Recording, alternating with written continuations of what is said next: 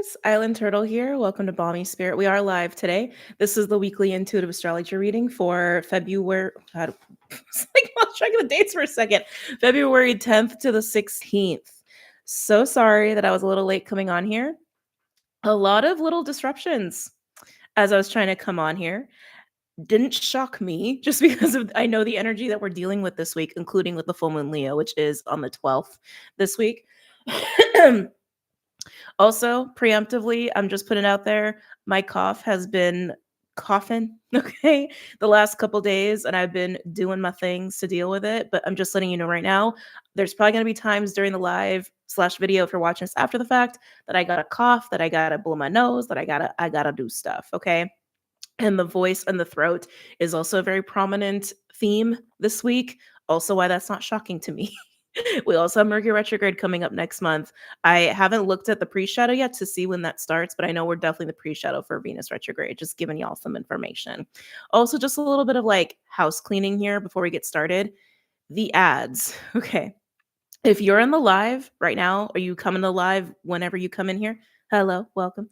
Or if you're catching this after the fact, like immediately after we've like the live is over, the ads may be a lot. Oh, I don't want to get in the whole explanation of it, but basically the way YouTube has it set up, if I'm going live on desktop, is different than how it was on my phone. And they don't really give me a whole lot of options to customize the ads ahead of time. Pretty much after the fact, I can put it the way that I want to. Okay. So if you're getting bombarded with ads as we are in the live or just after live is posted, just hold on tight for a minute or so, or a few minutes, whenever. You'll see the title change. When you see the title change, the ads will also change back to what I normally have it as, which is usually just in the beginning and the end. Okay. So just want to emphasize that right in the beginning. Also, Vimeo announcement. I have been trying to figure out a way to transition out of Vimeo for those who are interested in that. I've been trying to find a solution. I've also been looking at other people in the community and like their choice of their transition.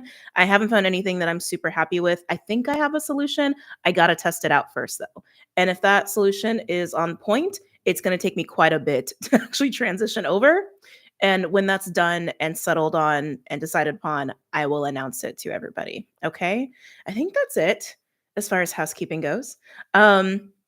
Ruler of the throat, neck, housekeeping. Yeah. Um, is that everything?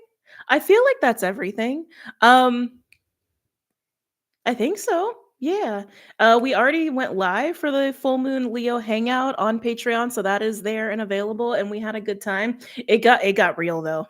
Like, not that it's ever not real, but it just got real deep. I guess is a good way to say that. It got real deep.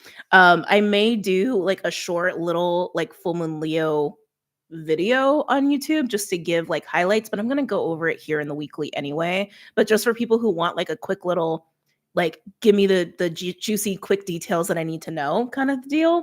We'll see if I have time for that. Okay. I learned from you that belching may be energy moving out as my client transitioned yesterday. Oh, I'm so sorry. Every time I open to talk, a belch occurred. Yeah, it's definitely a thing. It's crazy what the body does with energy, man. It's crazy. Um, is a proposal during Venus retro shadow okay? So, okay, I will mention this quickly about retrogrades, and then I just want to go ahead and I want to get into the weekly, okay? Now, retrogrades happen regularly, right? It's like literally part of the cycle of just like of planetary movements in relation to Earth, right? We can't always live our life according to like avoiding making decisions around retrograde phases. And sometimes things happen around retrograde phases for a reason, right? So, excuse me, while it is typically like ill advised to elevate or like a relationship commitment during Venus retrograde, I'm not going to say that it's like something you should just never do because maybe it needs to happen at that time for a reason, right? Because it is literally when we're learning about relationships. And so if a relationship deepens or elevates at that time, or someone comes back or a relationship ends, there may be a reason for that in your own personal lessons and growth, right? So I'm not going to say like put off all relationship decisions. Just be aware that it may be tying into something that you're learning and growing through during this particular retrograde phase. And also, it may not be bad, right? It may not end in a bad way. It may not, I shouldn't say that. It may not conclude in a negative consequence or what have you. Just cross your T's, dot your I's, really marinate on things during retrograde phases, right? Just really take your time with making these decisions if it's a decision that you don't want to put off or even one that you can't even avoid, right? Or conversations that you can't avoid. So just putting that out there. What did I miss? There was an ad. I'm so sorry, Catherine. I made a little announcement about the ads. Um, yeah, it's just how YouTube is YouTubing these days. Okay. That being said, let's get into talking about this week. Okay. Okay. Oh, this week. So we have the full moon in Leo, like I mentioned, on the 12th of February. We also have Valentine's Day here in the States. To be honest, I don't even know if that's an international holiday. And I feel kind of silly that I'm not sure if it is or is not. Um, If it is, I don't know how you're celebrating, but that is obviously happening this week. We also have Mercury moving into Pisces this week, which, oh God, energy. Which that's going to be kind of nice. I think it's actually doing wonders for us in Aquarius right now, and we'll get into why that is. But just some highlights and some themes for this week, okay? Now, especially because of the full moon Leo, anything that I mention about the full moon Leo is going to be a prominent energy for the entirety of the week because it's like smack dab right in the middle of it, kind of practically. So if you want to like just focus on that and use that as the energy of the week that you're following, I don't see that being an invalid decision at all. Okay. But with all this Aquarian energy and Leo energy, there's a lot of themes around aesthetics, around image, around our own like relationship to our talents and our skills, how we use our talents and skills, how we understand what those are, even a discovery even of certain talents or skills or just nurturing those talents and skills, but even how we can potentially abuse them. So these are just like themes again that are coming up here. Conformity and self-acceptance, right, of our unique self, the individual self versus, well, mainstream anything, right? These are also themes as well. And even on Patreon when we got really deep into it, it was like, whoa. Whoa. Oh God, excuse me. Um how do I want to go about even like talking about that? Because with something I was getting was like with Leo, Leo is very much that spotlight energy. It's very much that like being in the sun. And I think normally full moon Leo cycles are times when we reevaluate how we're doing that, right? Are we being like the star player of our own life, so to speak? Are we the main character of our life, so to speak, right? Both all of us Aquarian energy, and again, we'll get into the details in the astrology portion, and timestamps should be there if you're watching this after the fact, okay?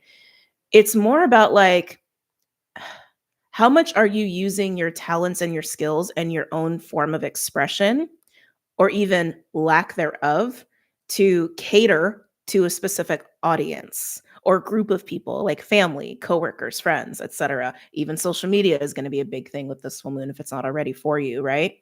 How much are you doing that versus sharing the stage with the audience, right?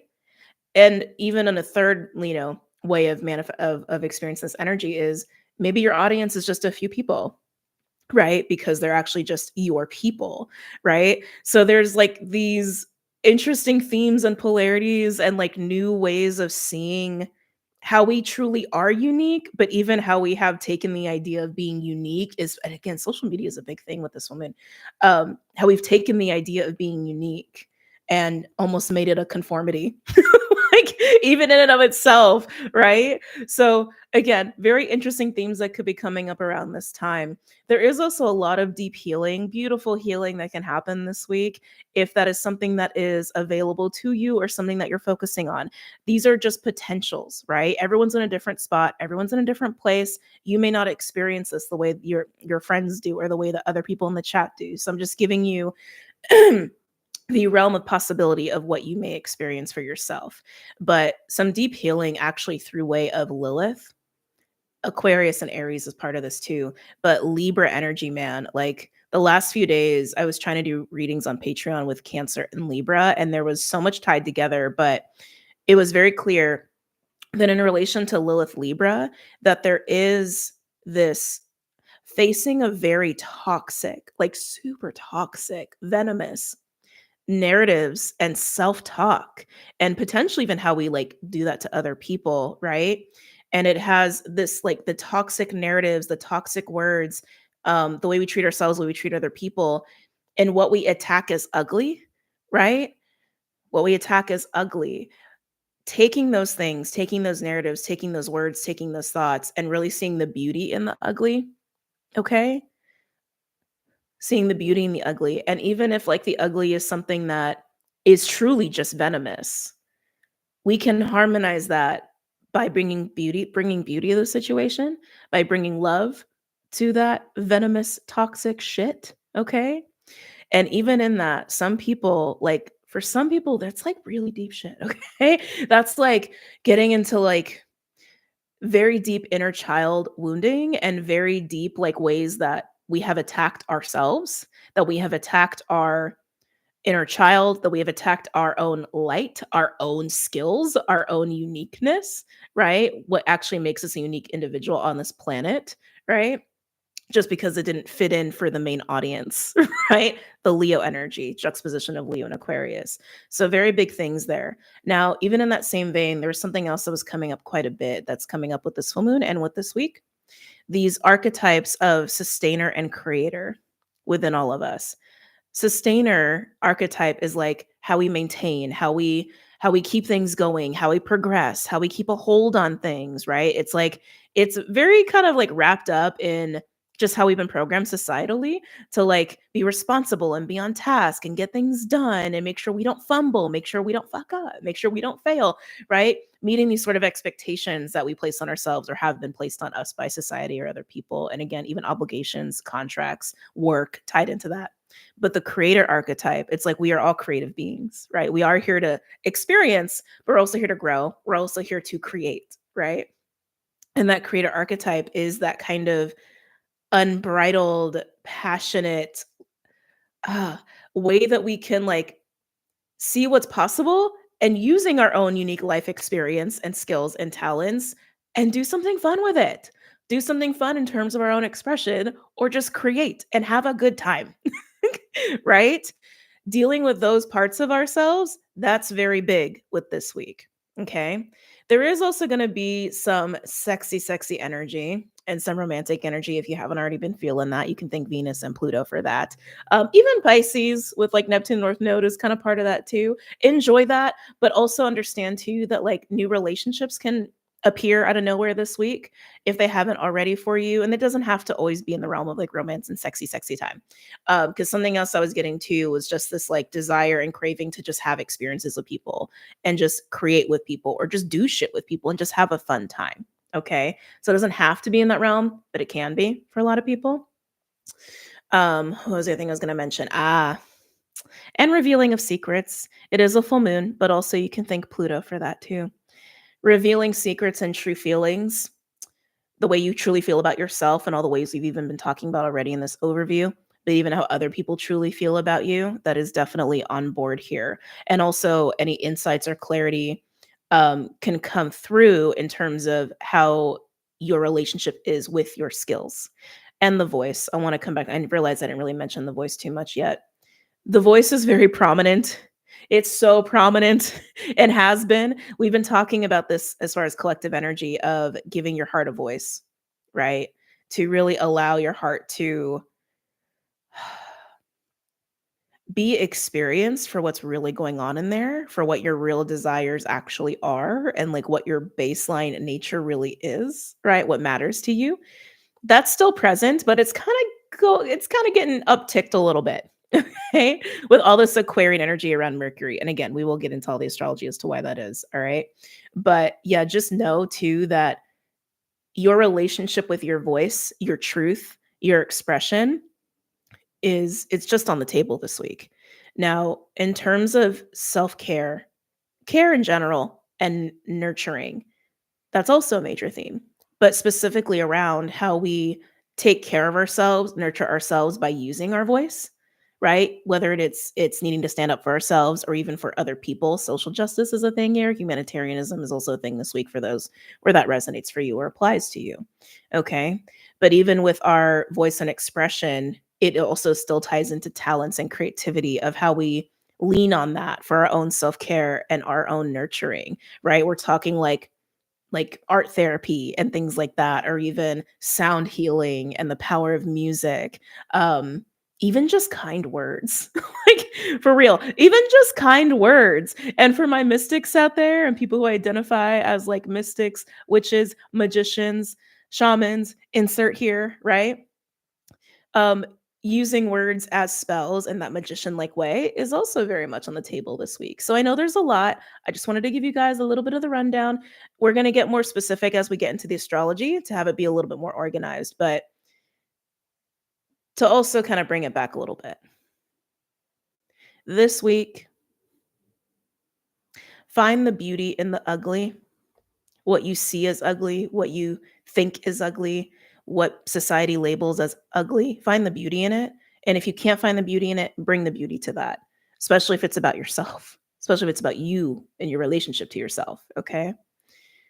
Talents and skills that I mentioned before in terms of catharsis, care, nurturing, or just nurturing those skills and talents, discovering new skills and talents that you've always had, you just haven't had the space for. In that same vein, nurturing the creator within yourself and maybe balancing your sustainer energy with your creator energy and giving yourself that permission, everything will be okay. You may have some fear that comes up there, but I promise you, balance is everything in the universe. The universe is pretty much like is contingent upon there needing to be balance, right? Um, and justice and restoration. I didn't talk about that too much, but justice and restoration is part of all of this as well. Okay. All right. So that being said, let's get into the actual astrology. Hmm? Um, let's see. Morning, everyone. Good morning. Just attended a sound healing art therapy session. Yeah, that's like totally the vibes. That's totally the vibes this week. Yes, please like the video if you're in here and you're enjoying it. Please do so other people can find it and find it helpful as well. Okay. Yeah, let's get into the astrology. Let me get a different pen for this, actually. I do like to label the sections of the astrology portions if I remember. All right. So this first section actually revolves very heavily around the full moon Leo astrology aspects because we have a conjunction with the sun and Ceres in Aquarius. If you're not familiar with Ceres, I do follow dwarf planets and asteroids, and I do talk about them here. Not all astrologers take that into account. Some do, some don't. You know, it's just a preference thing. I like to if you're new and you're like, what is she talking about? Okay, so just letting you guys know.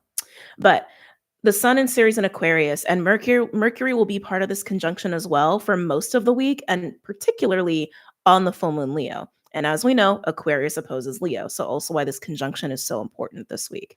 But that conjunction is really nice because Ceres is all about care and nurturing for ourselves, for others. Sometimes it can also lean into resources and like resource management and that kind of deal. But with it being an Aquarius, especially with Mercury and the sun being there, it is all about embracing new and different or unique ways of how we nurture ourselves and other people or things that we care about. And again, that can be through your own talents and skills because that's what Aquarius is about, as is Leo. Okay. I'm already getting sucked into that energy and I'm like, nope, we're still talking about this conjunction.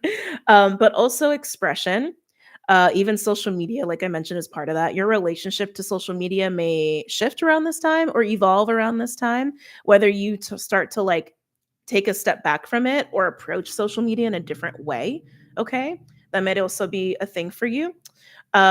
But it's when it comes down to it, it's all around care and nurturing and just these innovative ways of how we go about that. You may find that you want to alter your routine around this time as well. Okay.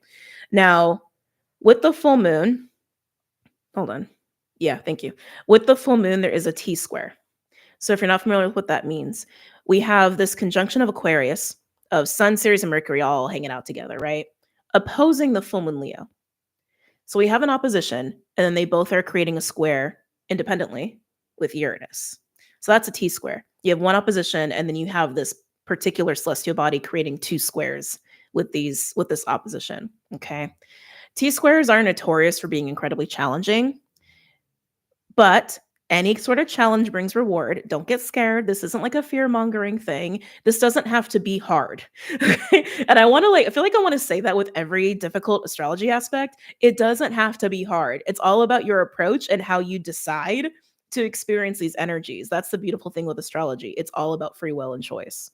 These are just energies that are on the table to play with and dabble with, okay?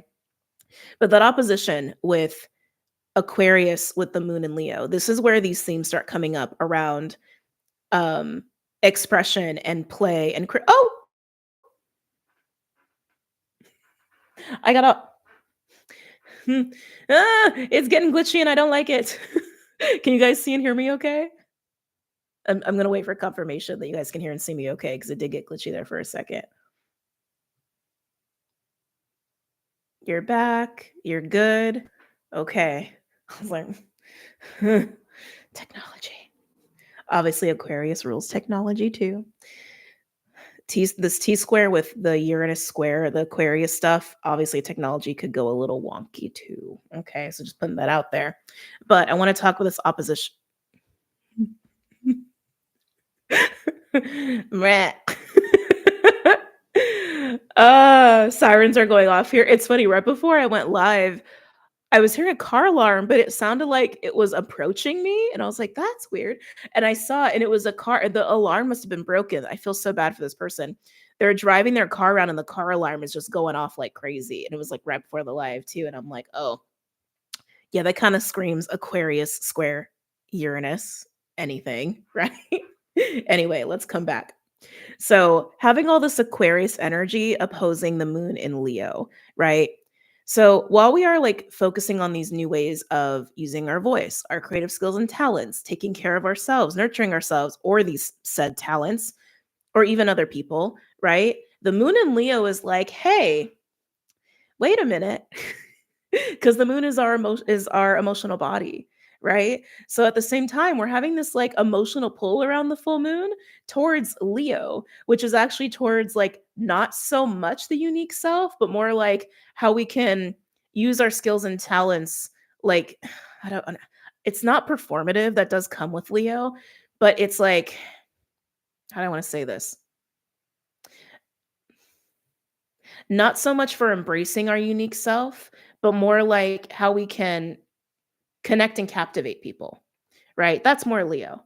Leo is also very loving and very generous, and I'm not knocking those qualities of Leo, but this is definitely bringing out or highlighting, right? Where does the unique individual fall, especially in terms of our own care and our own needs, right? Versus the role that other people or catering to groups of people fall into that, right? And also because of the nature of Leo and Aquarius, image and aesthetics are also part of that too. So there is this like push pull there coming up. However, that's coming up for you because everybody's different, right? I suspect that anybody who has like Chiron, North Node, Lilith, or Moon in Leo and Aquarius would really feel some of like the polarity of the shadows coming up there, or insecurities or fears coming up around some of these themes, okay? Especially around acceptance. Acceptance is a big thing there.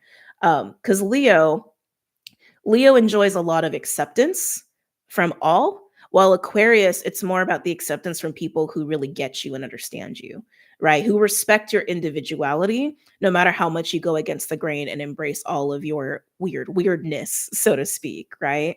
Again, like the beauty versus like the ugly sort of thing coming up there in the shadow context. Hope you guys are with me there. Um, but now let's talk about the square, okay? Having square Uranus there, all that tension that you start to experience between Aquarius and Leo can be channeled through the apex planet of Uranus Taurus.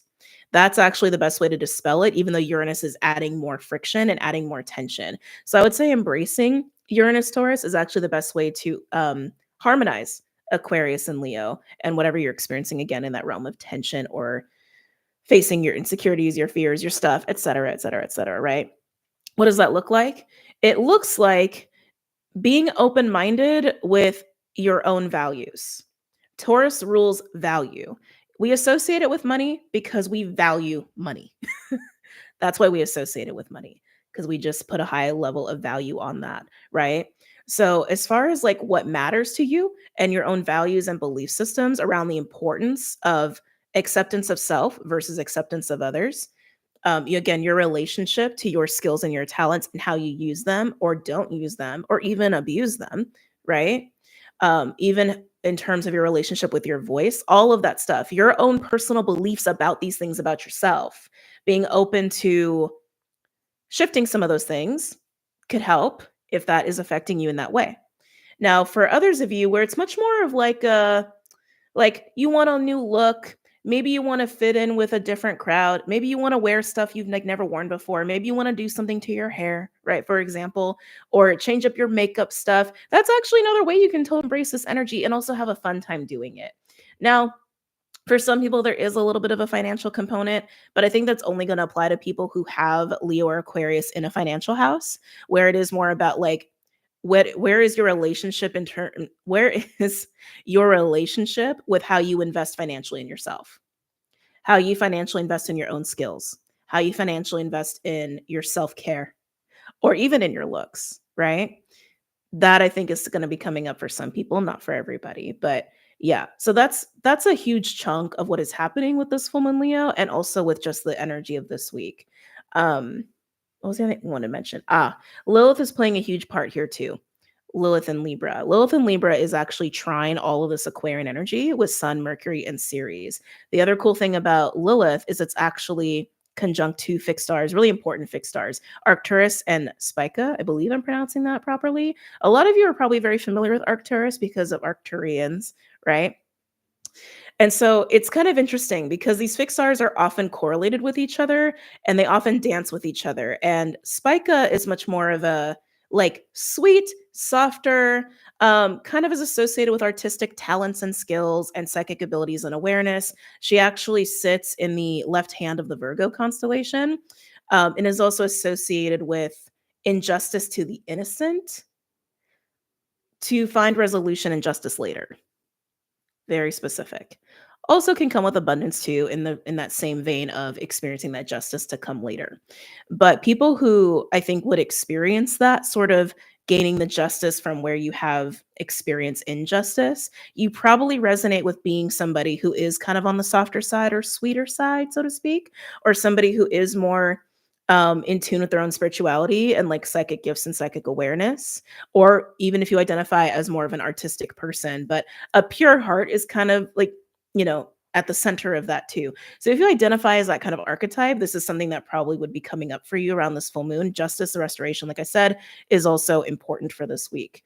Um, and if you have any prominent placements or angles, I'm hearing angles around Libra, 24 degrees, 25 degrees, also probably something that you highly resonate with. Okay. What's cool about Arcturus, though, is I look at Arcturus as the protector of Spica and Spica like archetypes, is how I look at it. That's not specifically the literature. Arcturus is known as the guardian, the watcher, the protector of the defenseless, the guardian of the bear is kind of all the different ways that it's referred to, and it has more of this like masculine kind of nature, but like they're so close to each other, and what Arcturus protects is very Spica-like to me. That's why I look at it that way. I feel like I'm doing a whole little seminar right now on fixed stars. Didn't mean to. I'm very chattery today, and I think it's all the Mercury Aquarius energy. So if you're digging it, happy you're digging it. If it's too much, then I guess I'm not for you. Anyway, coming back. So that's how I look at Arcturus. Arcturus is also known to ignite very intense passions and excitement, right? And also is associated with psychic gifts and abilities and ascensions and very deep healing. So again, these like recurring themes are very prominent for this entirety of the week, but also again wrapped up in the full moon Leo. But what does this look like as it's working with Lilith? Well, Lilith is supported by all this Aquarian energy. Lilith and Libra highlights our desires, our deepest desires and fears and impulses around relationships, love, beauty, art, pleasure, money. Pleasure is a big one. Pleasure is a big one. Okay. The more you lean into Lilith around this time and just the nature of Lilith, which is our innate intuition, our inner rebel desires, all the things I've already mentioned. The more you lean into that side of self and you lean into that Libra, it's also about the polarity of self. So you may start to get into facets of yourself that you're not used to feeling, okay? Even the parts of you that you may see as ugly or have been told are ugly. This is a strong word. I know. It was coming up on the Patreon Live, and I'm like, I don't like this word. But there's a reason we don't like that word, right? Because of what we associate with it. So there is also this theme for some people of taking the power back from words. That's totally magic, right? But anyway, getting into that like aspects of self and polarity of self, because Libra's about balance and polarity, right? You may start to rub up against these things about yourself or these thoughts about yourself, how you talk to yourself in this way. And this is where you can face the imbalances or injustices or wounds or fears or insecurities of all these venomous things, all these venomous words and thoughts and narratives about the self, and then harmonize that with love, with beauty, right? And through that, we can also experience all of this amazing Aquarian energy about embracing the unique self and also the truth of who we really are. And then also acting on that, nurturing that, having fun with that, right? I know it's a lot. I know it's a lot, but this is literally like how I receive information. It's like it's always a lot of information. So it's hard for me to like simplify it because it's not simple talking about how all these energies are intertwined, right?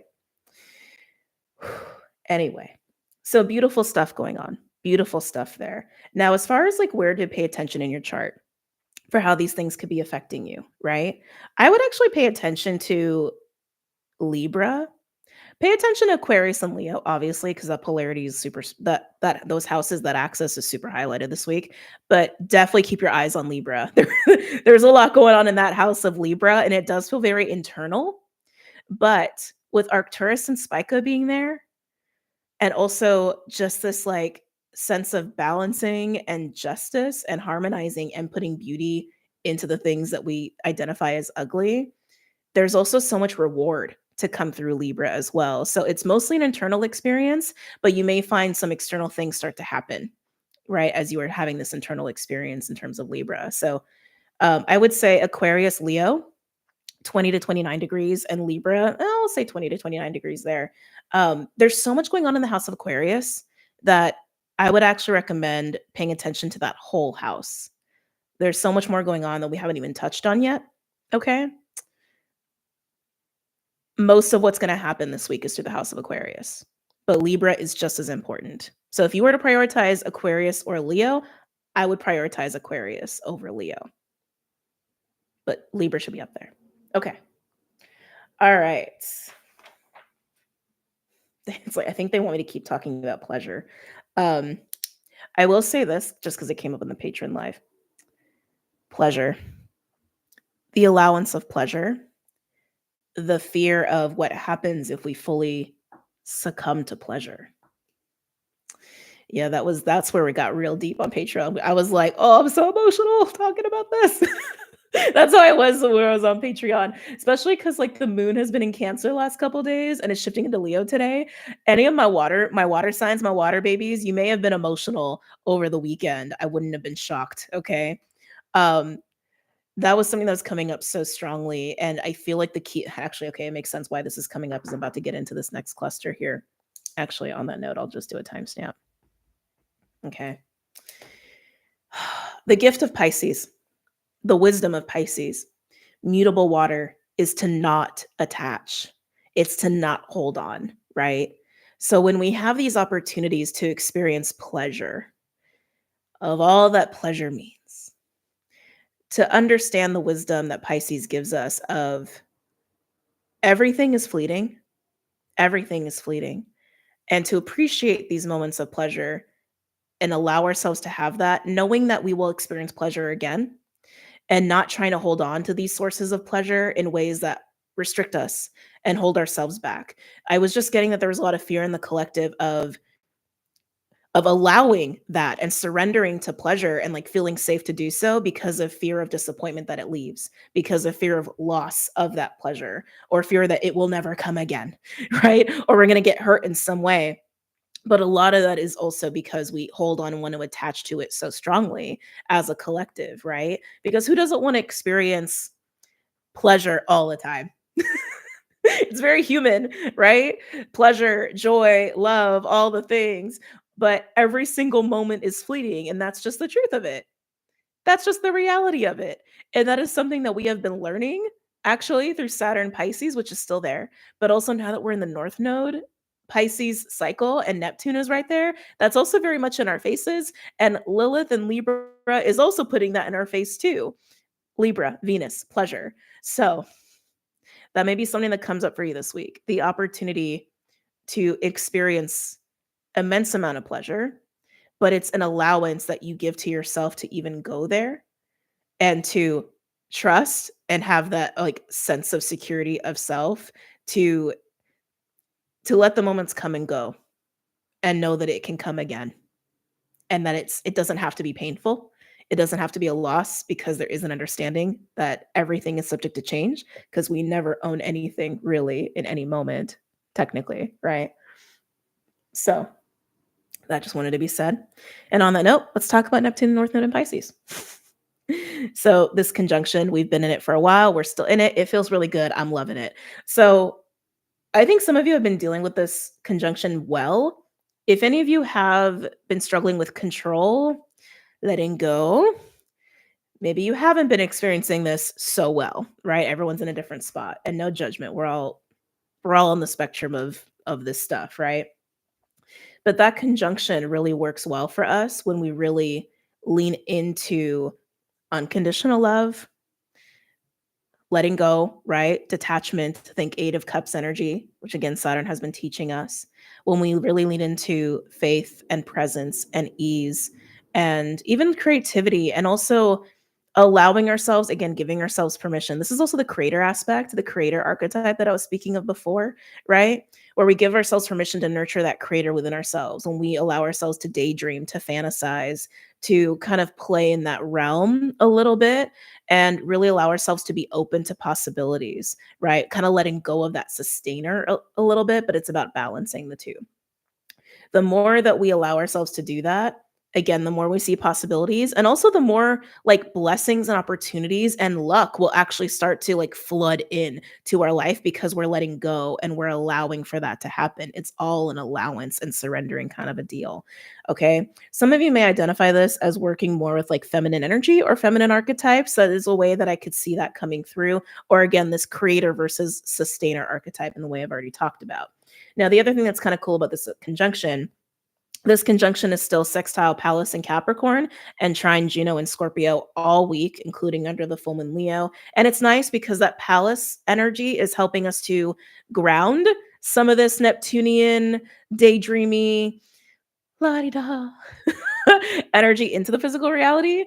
So again, if you identify with like manifesting or, allowing yourself to see these possibilities, this is actually an aspect that helps you to bring it down into reality, into something that's very practical, very tangible, bringing the impossible to the possible, making dreams a reality, so to speak. That's part of that, which is lovely. Who wouldn't love that? Now, the trine Juno Scorpio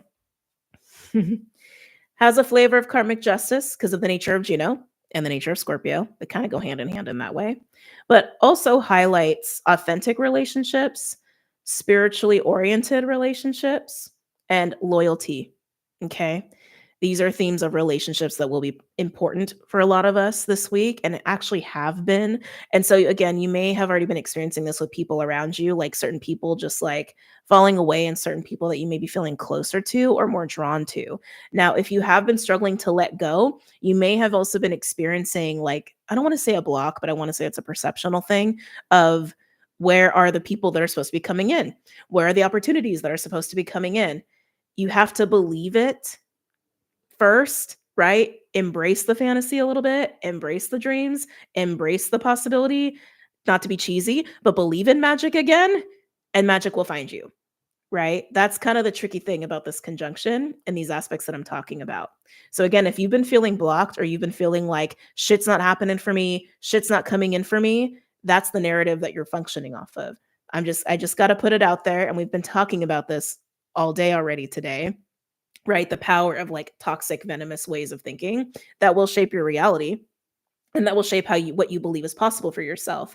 But if you believe in the impossible is possible, changing your narrative, changing your story, changing your beliefs and your self-talk, those things that you were telling yourself it's not happening can suddenly start to happen, right?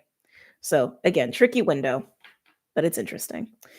Um, I don't think you need to pay attention to the your chart as far as like where this is happening for you if you want to. Pisces 25 to 29 degrees is where a lot of this is going to be taking place, but that's more about the belief, the power of belief there. And then Capricorn 25 to 29 is where you can actually see some things start to tangibly manifest or come your way. So if you wanted to like pick one, I actually would pick Capricorn. Yeah, I would actually pick Capricorn because where Pisces is where the belief change will happen, can happen, but Capricorn is where things can physically start to happen. You understand what I'm saying? All right, so let's move on. Let's talk about Venus and Mars.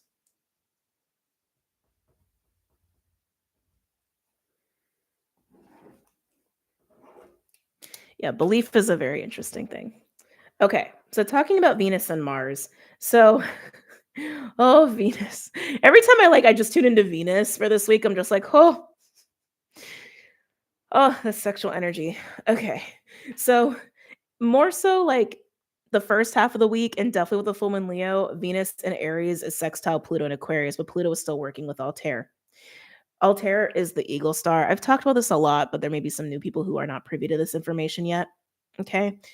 Altair is the eagle star. Altair, to me, represents coming into divine wisdom and major truths by unexpected means or unpleasant means. I often equate it to like getting hit in the head and you get an epiphany. That's just how I equate it. And like there's a little bit of the literature that kind of like what's the tilts the hat to that. It talks a little bit about like sacred cloud energy and trickster energy and that kind of a deal, okay? But it is about clarity and wisdom coming through.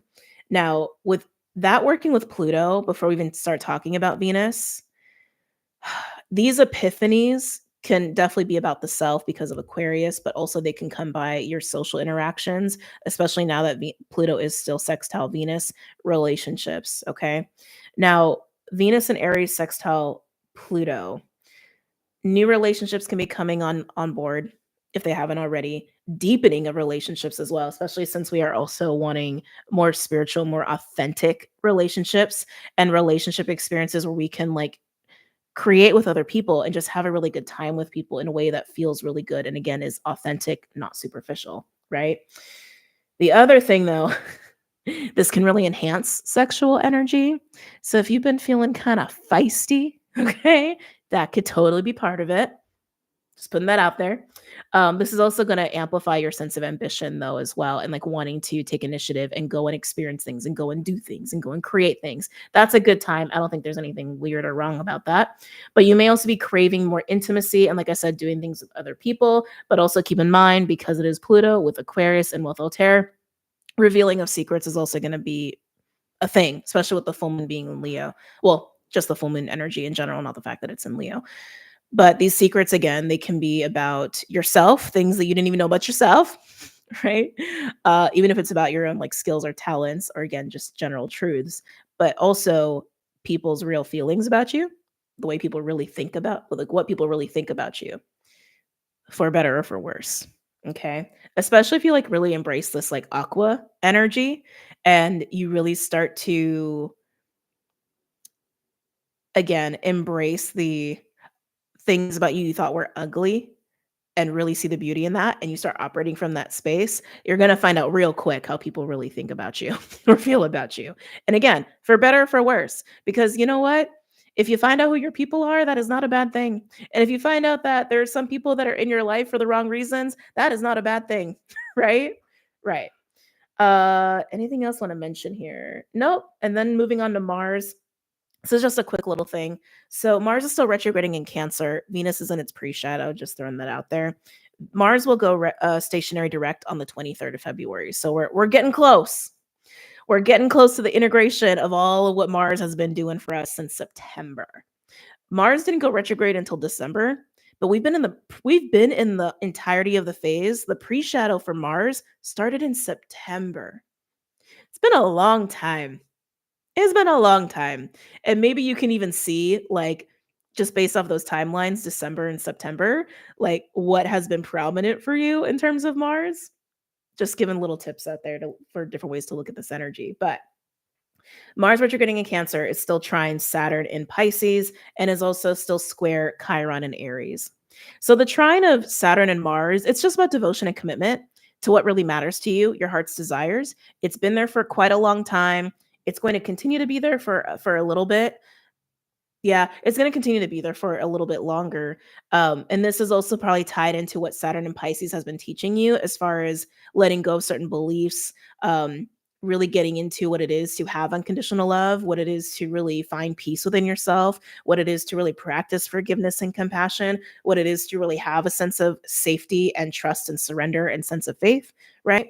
All of that stuff. We've been in it, it's not new. I'm just telling you it's still here.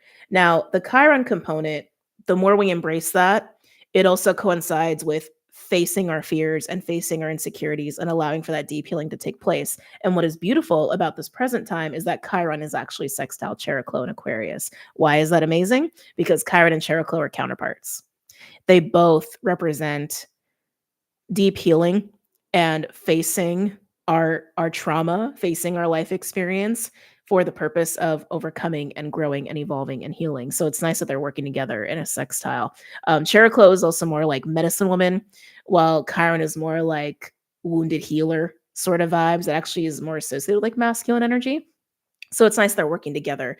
With Aquarius and Aries, it is absolutely about the healing of the sense of identity, of the sense of self and expression, and how we assert ourselves is also part of that too, along with talents and skills. Again, these are repetitive themes throughout this entirety of the week. Okay. Sound and voice is also a major part of Chariklo and Aquarius. So just pointing that out to you. So that being said, did I write it down? I thought I did. So I'm going to give, hold on a second. Hold on. Signs, ranges to watch. I did write it down. I'm going to give you a little list.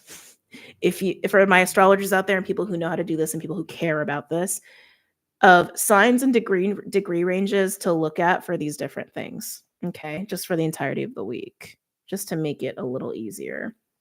Okay, so like I said, the whole house of Aquarius, no escaping it, because we have stuff going on from 0 to 5 degrees, 15 to 20 degrees, 20 to 29 degrees. If you have no idea what I'm talking about in terms of like how to utilize this, that's okay. Very quickly, I'm just going to say, you look at your rising sign, and if you look at your rising sign on your natal chart, you'll see that it's literally just a range, and it goes in order of the zodiac, right? Like Aquarius, Pisces, Aries, Taurus, blah blah blah blah. And you'll see that every house like starts at a particular degree point. That's what I'm giving you. I'm giving you the houses, like the signs and the ranges to look at for this. Okay. Now, coming back really quick. Yeah, the whole house of Aquarius for sure. Within that house, revealing of secrets, passionate energy and relationships, new relationships and deepening relationships, and deep healing, all of the skills, talents, the voice, the self-acceptance, the self-care, the creativity, all of that stuff that I mentioned before, all of that is happening in the house of Aquarius. Now, Aries, no, they said talk about Libra first, fine. Libra, let's talk about Libra because Libra is just as important. Libra, I would say 20 to 29 degrees, okay? And that's for owning your inner rebel, experiencing justice, facing that like the aspects of self and polarity of self, the ugly of self, and beautifying that or finding the beauty in that, right? And not being afraid to utilize your intuition, not being afraid to act on that part of yourself, not being afraid to get into your deepest desires and going with it. That's going on in Libra. And as you do that, you may start to experience things showing up in your physical reality that are going to match you in that same way. Okay. If you want to look at Leo, just because the nature of the full moon, that's just going to highlight the same stuff as Aquarius. It's just literally the axis is highlighted because of the full moon. Aries, 0 to 20 degrees, which is a huge part of the house of Aries, coincides with some of this Aquarian energy. So in the house of Aries, it's mostly going to be deep healing.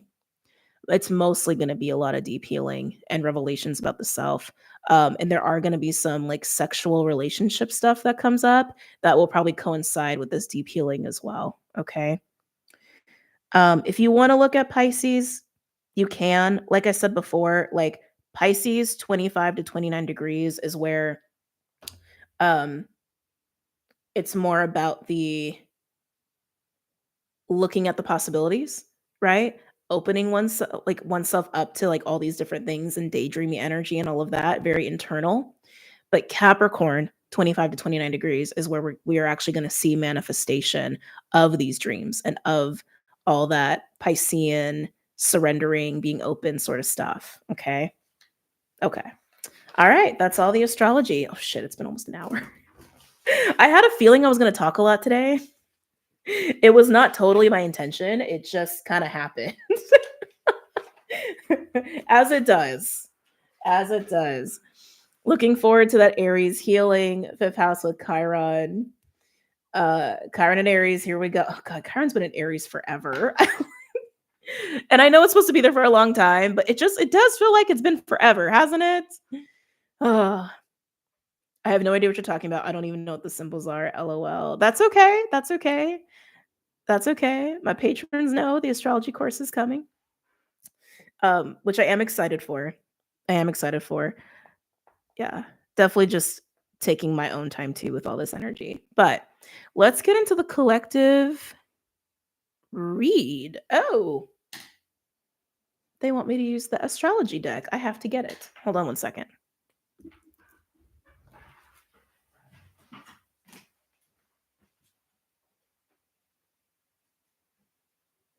Is it this one? I think it's this one. Oh, any other one over here? Oh. Oh. Okay.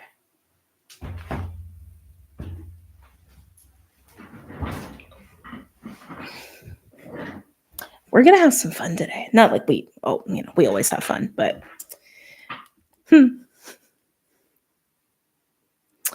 since it is love season, they had me pull a deck out I don't ever work with. I don't even think I have it listed below. I might. Please tell me if I do, because honestly, I'm not sure if I do or not. I got to remember to do side messages. Hold on a second. For that one. Just very intriguing. But for the collective, they want me to use the astrology deck. That's not it. That's it. Also one I haven't used in quite a bit. So this is called the Star Codes Astro Oracle. Just, giving you guys the info. All right, I'm curious to get into the collective message here.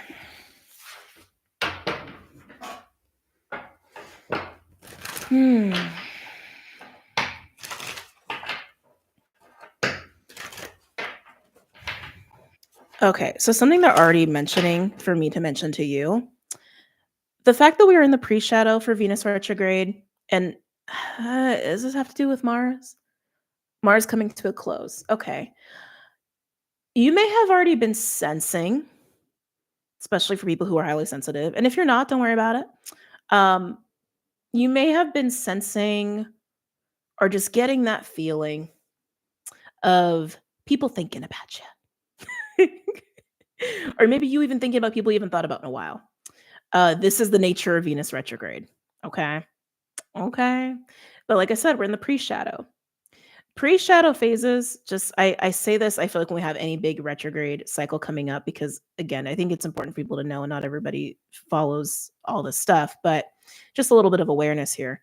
When we're in a pre-shadow phase, we start to feel vibes, we start to see things start to come into our reality, or start to think about certain things that are probably going to be amplified during the actual retrograde.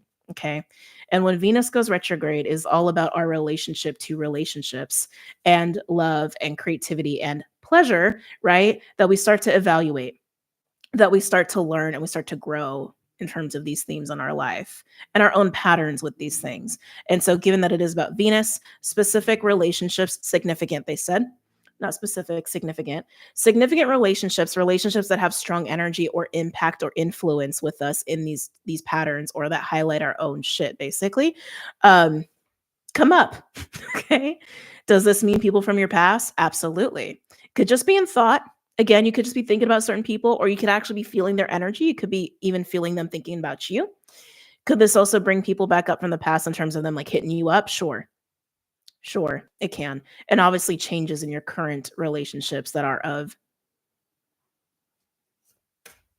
influence. Okay. Just wanted to be said. All right.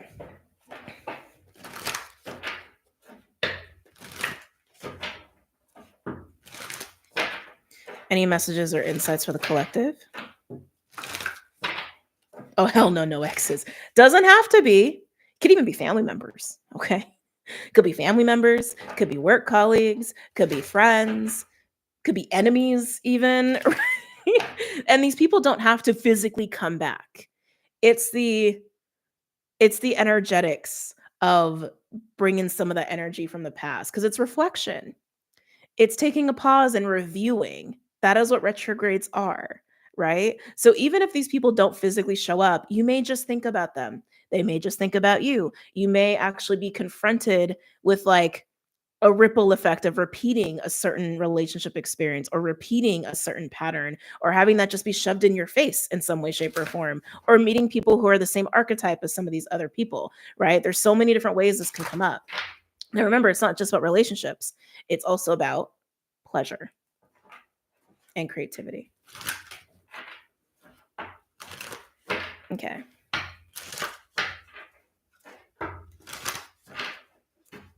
Any messages or insights for the collective for this week? For the collective's highest good? I am definitely getting that Aries energy. We were just talking about Venus, right? But I'm definitely getting that Aries energy. The image they're showing me is interesting. They're showing me like a silhouette of like mountains, and it's very like orangey, kind of hot, kind of in the background, almost like a sunset kind of vibe. But they're giving me Aries though. To me, mountains are usually symbolic of like blocks or challenges, even ascensions sometimes. I want to say this is challenges though, which are not bad. It's just part of life. My right eye started freaking out as I said that. Ugh. Any messages or insights for the collective, for the collective's highest good for this week? Take the top. Thank you. Let's see what we got here. Solar flares with activate. Okay. So that hot energy that they were showing me, not surprised this is coming out here. This is indicative of things like literally getting sped up, right? More vitality, more intensity, more passion, more energy. There could even be solar flares that happen this week. It could be very literal, but the heat is really what I'm getting with that. Heat and intensity being amplified. When they're in your head, they're probably thinking about you. Yeah. Collective, we're on the collective. Oh, thank you, Andromeda. Thank you for answering that. Any other messages or insights for the collective for this week? For the collective's highest good. They keep showing me the RAM like over and over and over again.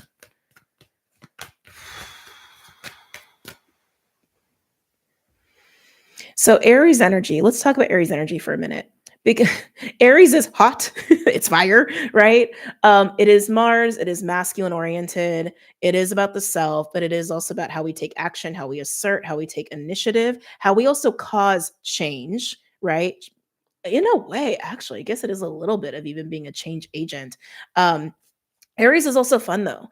Aries is also fun and passionate. I don't know if I said passionate. Passion is a word that's coming up a lot in this energy. Um, and excited and determined and confident. And I'm hearing and attractive and alluring and charming. These are just energies these are just words that want to be spoken on right now. In the shadow, Aries can be impulsive and quick and short-tempered, sure. Um, these are just words that want to be spoken on. Okay. Okay. They're showing me the Five of Wands. They're saying heat, heat, heat, heat, heat. You may find yourself in situations this week, doesn't matter what kind of relationships these are, these could even be with strangers, where there's just so much heat that it like, when you have that much like heat between you and another person, it is passion, it's just electricity, right? But how quickly can passion turn to like conflict, right? When it's not channeled properly, when there's no like outlet for it. Ah, thank you. When it's like when there's a lack of give and take, when there's a lack of reciprocity. This did come up on the Patreon reading a little bit, not quite in the same vein. It's almost like they're showing it to me like a circuit is how they're showing it to me. Like if you open the channel to give heat, which is like how it's given being given to me, but like the outlet or the input is not receiving it. Like what happens, right? It's like happens. Um, messes up the circuitry, messes up the flow. So there could be something happening like that this week, or maybe there is like a valve is open but the other valve is closed. These are like this is like very like engineering based, like the way they're communicating this to me. Um, yeah, if you're finding that you're getting into more of like conflict with people, it could be because like one or both of you is not exactly open to accepting or receiving that energy. Okay. Oh, jeez. Uranus. Uh-huh. Okay. Got it. And progressions coming out with Uranus. So this was something else that was coming up in the Patreon live too. Happy accidents in relation to Uranus and that T square. Because Uranus does is kind of like this and is kind of volatile, wants to kind of go against the grain a little bit, and sometimes can cause like sudden events or changes that maybe we're not totally anticipating or ready for. So if you do run into any like disruption of plans or the unexpected or someone's reacting kind of unexpected towards you, just like run with it. Don't fight that. Don't fight that because it's that energy is like it that's just what's happening. So just follow the flow of energy. So if you are actually encountering that kind of like conflict or suddenly a door is like closing for you, it's actually pushing you in a different direction. So just let it happen because it may lead to some really pleasant surprises unbeknownst to you. Okay. But it's all because of this heat. It's all because of this heat.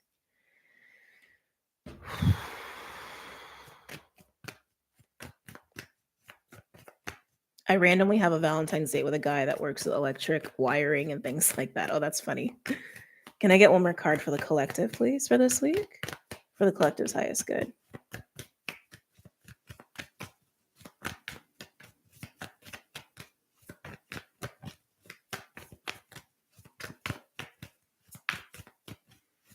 Are we getting some I can sense softness, but it feels far for some reason. It's like weird. It's like I can sense it.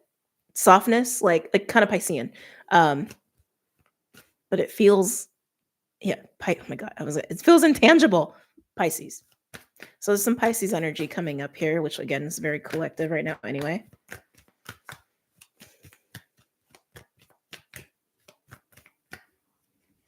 This is really weird how this wants to be said. Whoever needs to hear this, because for those who are new, when I channel for a lot of people. So you may resonate with like some of what I say, but maybe not of all of what I say, because maybe not everything is what I say is meant for you. It could be meant for somebody else. Okay.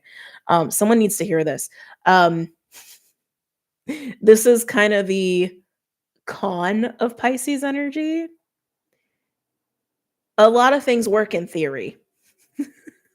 Like a lot of things can work in theory, like in the non-tangible way of just like fantasizing about it and daydreaming about it. And this is why not getting attached to fantasies and not getting attached to your daydreams is also very important. And this is also they're showing me 7 of Cups now. This is also how we can like identify what is realistic and what's not. That's going to be the gift of Pallas and Capricorn, as I mentioned before in the astrology portion. Okay. So yes, fantasize, daydream, imagine, dare to imagine, be the magi, right? The magician, right? Imagine. Do that. Do not get attached to these fantasies. Fantasize, have fun with it, put all of those images out into the ether and see what comes to you, okay? See what actually shows up and aligns to you, and you will know what of those fantasies, those daydreams, what you are imagining is realistic and what's not. Okay. Because I'm getting for some of you, there's like either some sort of plans or ideas, maybe even a relationship that in theory works or like in the non-physical space of like your mind or in thought or even dreams, like actual dreams, maybe there's even like telepathy or whatever going on here, works, and physical, maybe not. Okay. Anything else for the collective, for the collective's highest good?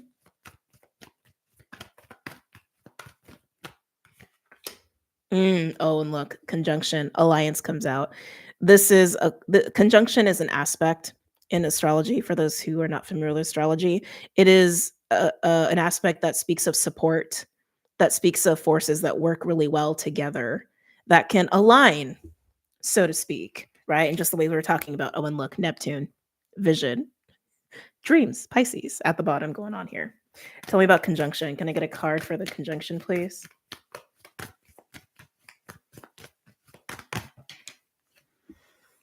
Oh, hmm. Are we about to go deep?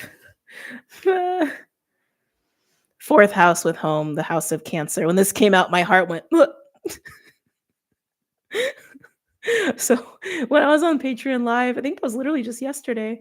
Um, Towards the end, we were getting into that deep, deep shit, right? And I suddenly had that feeling like I wanted to cry and vomit like at the same time. And I just kind of got that almost like a gut punch. Don't get scared about that. It's just intense energy is all it is. But conjunction with fourth house, we do have Leo poking out at the bottom, which is Cancer's neighbor, but Neptune is still here. Fourth house with home. Yes, it's Cancer. It's also the feminine. It's also emotional stability. And it is a sense of softness, but it is where we feel like we are in our sanctuary. It's where we feel that we are comforted and held and secure with our loved ones, even with ourselves, even by Earth Mother, right? My patrons know what I'm talking about there.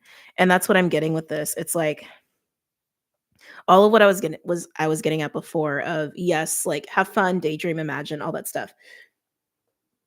Let that energy go and out into the ether and see what comes to you, see what aligns to you. Excuse me. What's realistic? I don't even want to say practical because dreams are not always practical. They're more fun. They're dreams, right? But what is realistic to happen and what also matches this energy for you too is what this is what's that's is what that is also coming through as. There is a surrendering here into that sense of ultimate safety within the self, okay? But also while you're in that space, what aligns to you in that frequency as well?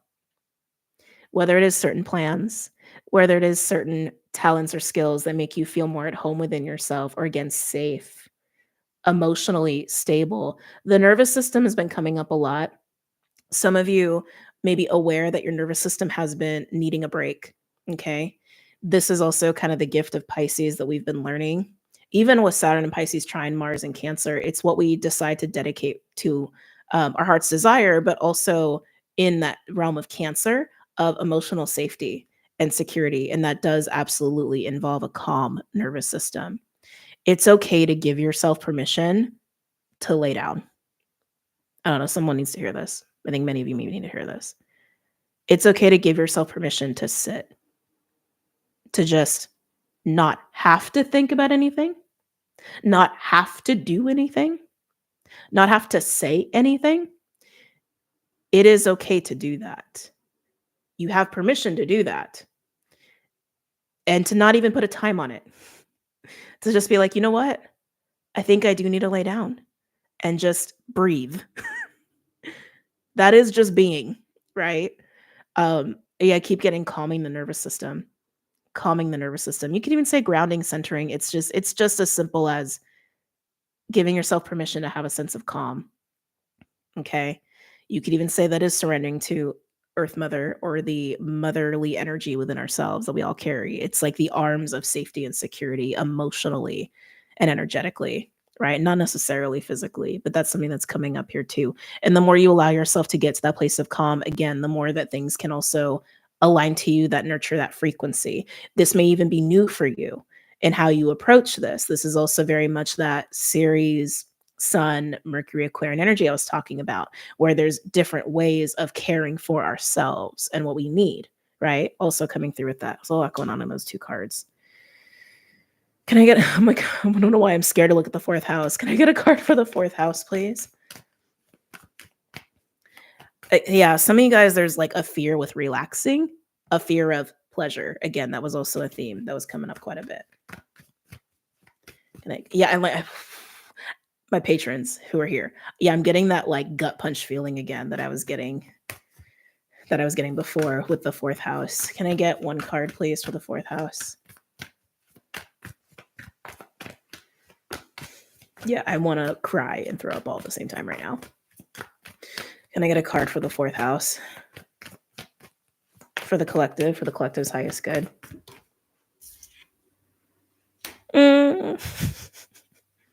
Don't know if I mentioned sixes. I was seeing it and I was so in it. I didn't know if I said it or not, but 51, 42, those are both sixes. This next card's a 5 though. Jupiter. So again, what I was getting at before, allow yourself to have that calm, allow yourself to have that peace, allow yourself to let go. This is Cancer and Pisces working together in all the ways I've already spoken on in the astrology portion, right? And the more you embrace that, the more allowance you give your reality to give back to you. Okay? To allow for some of these things to come in that align to that frequency of surrender, of safety, of trust, of calm, of giving yourself what you need, of getting into that loving of the self and acceptance of self and getting into more of that creator energy and away from that sustainer energy, all of those things. There's something else I'm picking up on here.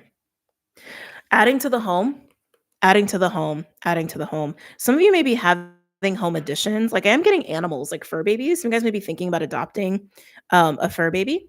Some of you guys could be like getting a roommate, maybe even pregnancy or moving in with somebody. I'm just getting like expansion of the home. Some of you it's monetary, like investing in your home financially. Some of you guys that actually, thank you, that does stand to reason. If you have Leo or Aquarius, and I want to say your angles, which is interesting. Hold on a second.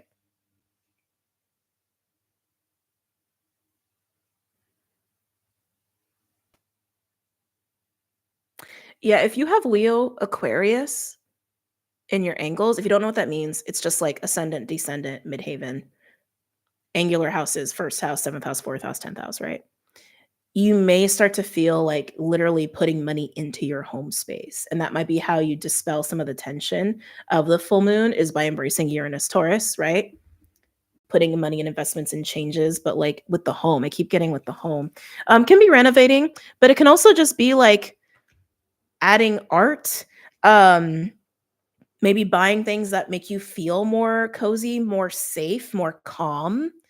Um, it's amazing too, just like with like spaces and environments, how much that impacts us, right?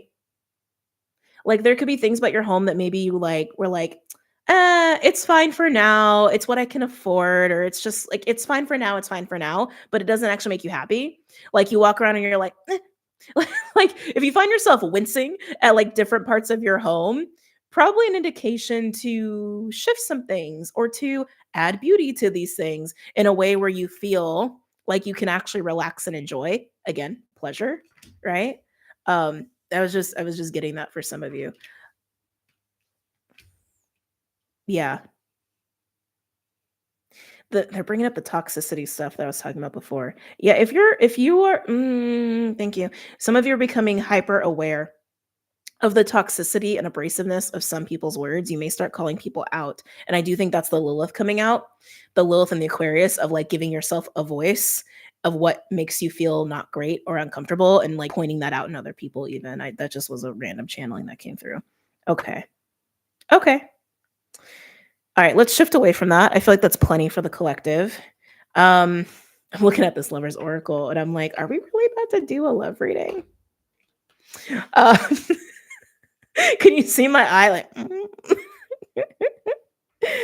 hold on. Let me talk to Spirit about this. Why did you want me to pull this deck? Why? Hmm.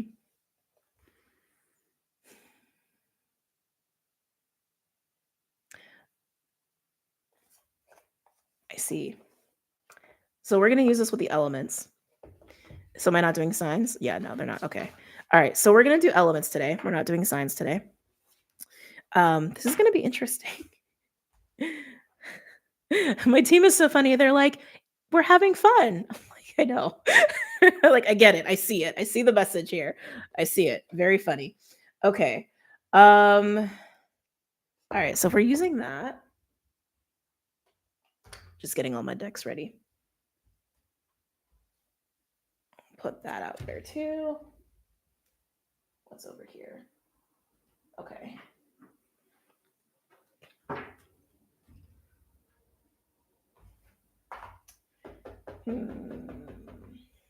Animals. Let's get some animals out here.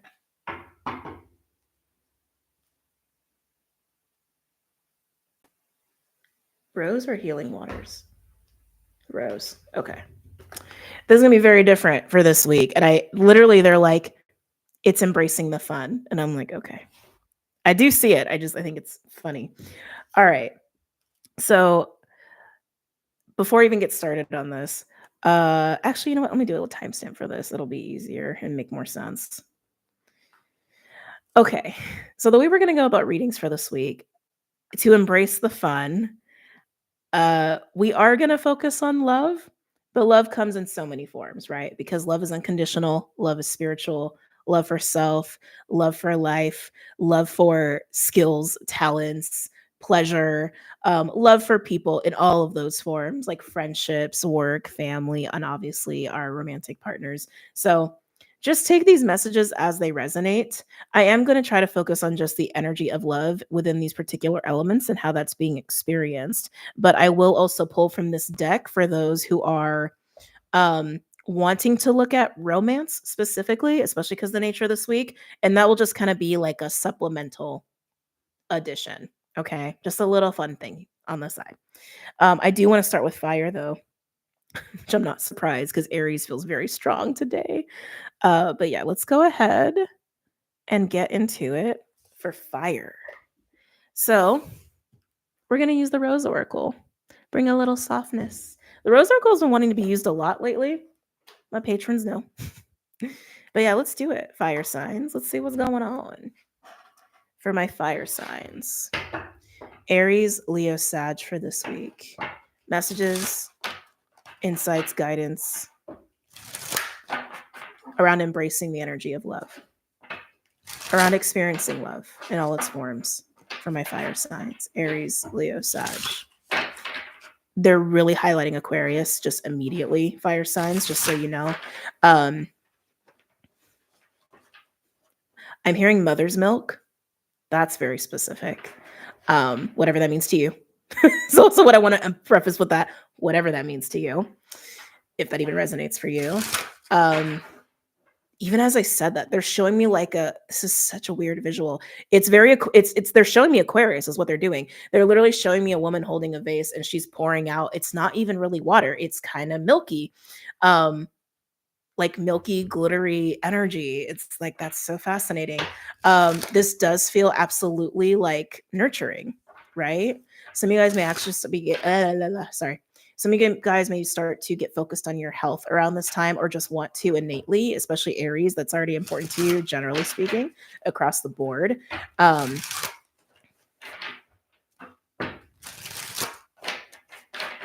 Yeah, some of you guys may identify with Hathor as well. Hathor is coming through there as well. Any messages or insights from my fire signs? They're highlighting temperance now, which is Sag energy. So fire signs, I feel like what's being highlighted here is soothing. Kind of what I was getting before in the collective message, right? About the heat, right? Like heat that doesn't have a proper outlet or that doesn't have balance, it just goes it just becomes destructive, right? So I think that's why they're highlighting this like mother's milk energy, and why they're highlighting Aquarius and soothing and Hathor, and almost like, yes, enjoy the heat, but like, let's also have soothing pleasure too. Yeah. But mother's milk to me also says healing as well. So some guys may also experience some healing this week. and they're really highlighting health specifically. They're even like say like gold milk. Some of you guys might be wanting to try like like turmeric, right? Or incorporate turmeric into your diet. It's very specific. Any messages or insights for my fire signs? Ooh, the second bloom, a second chance. It's never too late. New possibilities. That's kind of a fun card. I mean, it's very clear, right? It's like, hey, jump on it, go for it, experience it. Some of you, it's try it again, and maybe with a new approach. Maybe with a smidgen of this mother's milk. Okay. Maybe with a smidgen of Aquarius. Maybe with a smidgen of more calm. Okay. Yeah, that's really what I'm getting. It's like, go for it with a new approach, with a new mindset. Can I get a second card for my fire signs? Aries, Leo, Sag. Aries, Leo. Trust the seasons, embracing change, cycles of life, transition, and growth. So, something that I was just getting, fire signs, timing is everything with this. Okay. Timing is everything with this. There may have been something that you have like tried to push a little bit before. Yeah, that you may have tried to force before or just push through or just like, no, we're just gonna make it happen. We're just gonna make it happen. We're just gonna make it happen. It's fine. It's just gonna happen. Um, but something was off about it. And I think this new approach, this different perspective, this touch of mother's milk is exactly what's needed. And you've learned that lesson already. I do feel like this is probably going to coincide with some Venus retrograde stuff. And so from now until March 1st, I would just pay attention to what that is for you. Only you know what that is, right? Only you know what that is. Yeah, it does. It feels like a new approach to something you've tried before. It doesn't have to be a relationship. I want to make that very clear. It doesn't have to be. It can be. I want to get a third card for you. Sorry, my nose is really itchy in your energy. It just happens when I channel sometimes. Can I get a third card for my fire signs? Aries. Ooh, Leo. Oh, Leo. And Sag. Leo, your heart feels heavy. Not all of you, but some of you, especially if you have Cancer in your chart or if you're like early degree Leo, probably. Can I get a third card for fire? Now I can't stop feeling Leo. Can I get a third card for my fire signs? Aries. Leo.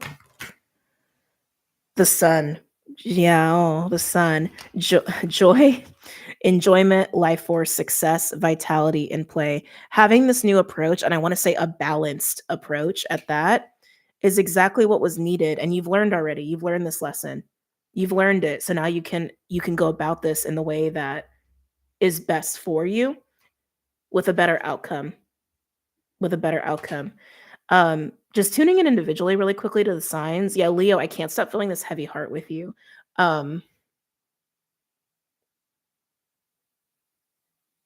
Which is interesting because you are Cancer's neighbor, right? So I always feel this about the signs. Whatever your neighbors are, you got a little touch of both. Is how I look at it. Of course, degrees depending. Like if you lean into like early degree Leo, you probably have a little more Cancer underneath you, right? Than Virgo, so to speak. Again, chart depending.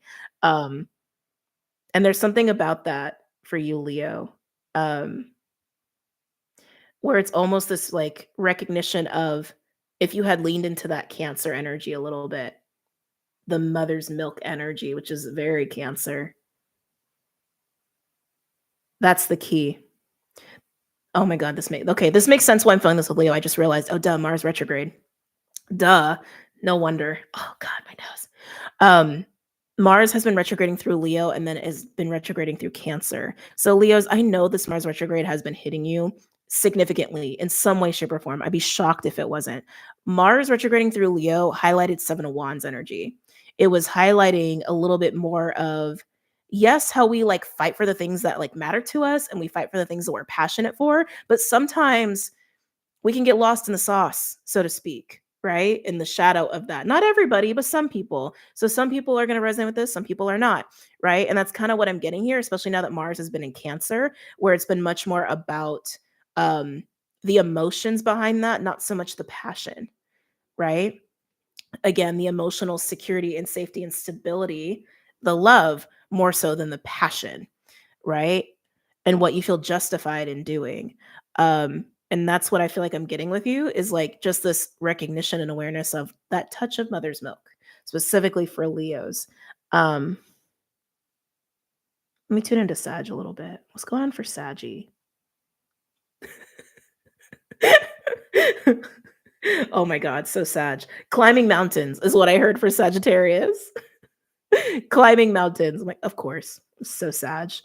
Use those saggy legs, right? Literally or metaphorically.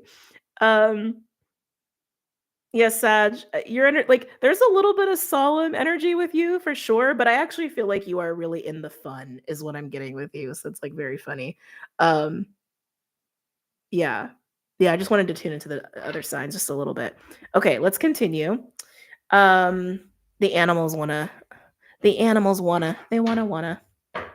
So using the Wild Unknown Animal Spirit deck by Kim Krans. It's like climbing mountains. I was like, oh my God, duh.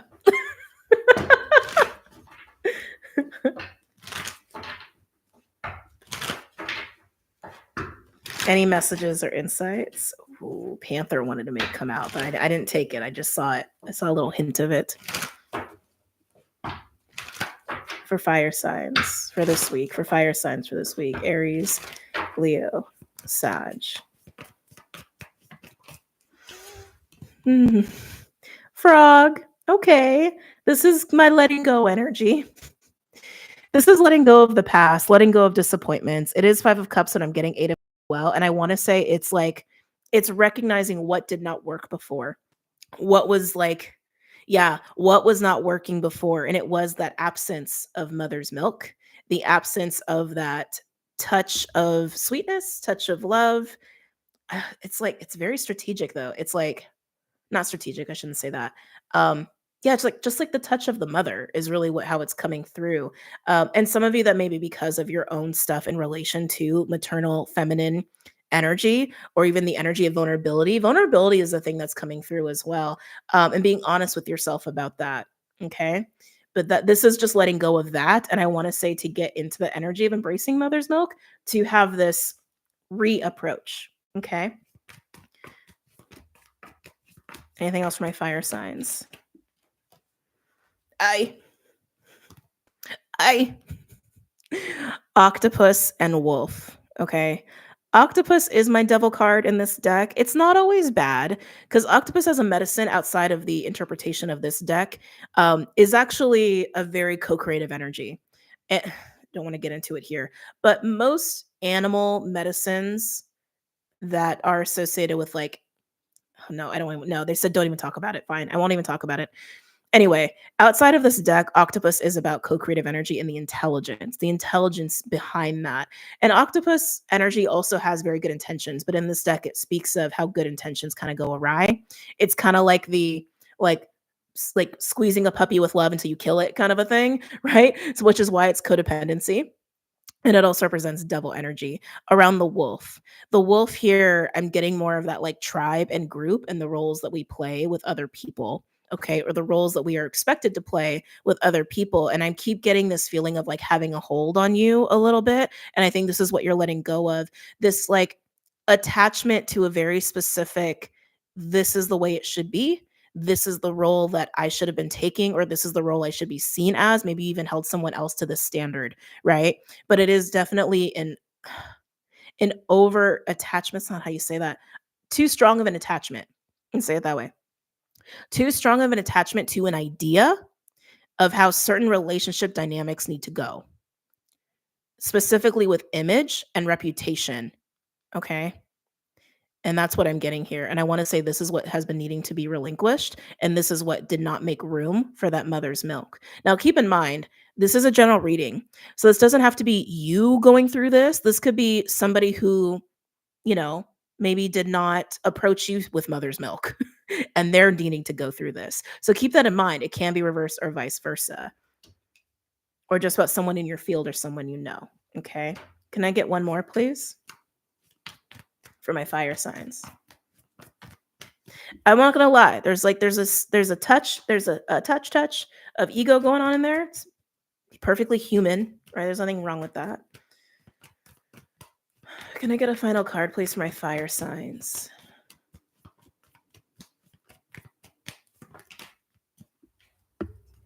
I knew the elephant was gonna come out. Oh, I like it. I like it. I like it, fire signs. We have firefly, mouse, and elephant. Elephant, Ganesh energy coming through here. Elephant is all about breaking through barriers and walls and blockages or challenges or attachments, right? But with mouse and firefly, mouse is a Virgo energy for me. It's about being detail oriented, looking at the finer details and facts of a situation. And I think for some of you, you may go through a period of that if you haven't already, of what actually happened, how it could have gone differently. And that's also helping you to let go. But firefly is like inspiration. It's firefly, right? Even though it's technically air in this deck. It is a catalytic, exciting, inspired energy, revitalized, renewed even. And they're showing me the Ace of Wands as I'm talking about it. Some of the mouse is actually related to fear that also just wanted to be highlighted here. But yeah, fire signs. I see you working through this attachment to high levels of expectation of how certain relationship dynamics should go when it comes to reputation and when it comes to image. Okay. That is what I'm seeing here. Whether it's you going through that or it's someone you know is going through that, and maybe they held you to a standard or didn't treat you so well, and this is why they need to go through this, right? But I do see this renewed excitement for a reapproach, right? After learning this and coming to this awareness. Very nice. Lover's Oracle? Not yet. Okay. Let's pull some tarot, and then we're going to get into the Lover's Oracle here. I see it as nitpicky, but I think that's because I don't like mice. Oh, every animal has, medicine and shadow, in my opinion, but that's just my opinion. So not surprised by that. Yeah. Good evening from Sweden. Oh, man. Hey, Latina Sweden. Wow, Sweden. I want to go to Sweden someday. So many places I want to visit. Oh, we're doing fire right now. We just got started on the elements, so fire is the first element we're doing. All right. All right, that feels good. Any other messages or insights from my fire signs pertaining to this spread? Well, that was quick. Makes sense, though, with everything that we're talking about, because there is a letting go and a relinquishing for some, maybe even a grieving of what did not work before, of what was painful before, what did not go as expected, right? So that makes sense as to why that's there. And I want to say it is putting an end to that attachment, right? To certain ways relationships should go in terms of reputation and image, as we talked about before. So because this is purely about the workplace, by the way. Any other messages or insights from my fire signs? Oh, as I say that, wow, Emperor. Oh, power dynamics, if I've ever seen it, right? The Emperor, as we know, manages empires, can be a boss, right? Maybe even it was also about your, the way you utilize your sense of power and authority, which is also very wolf. But I keep getting it's about reputation and image. But I don't know if you guys heard that.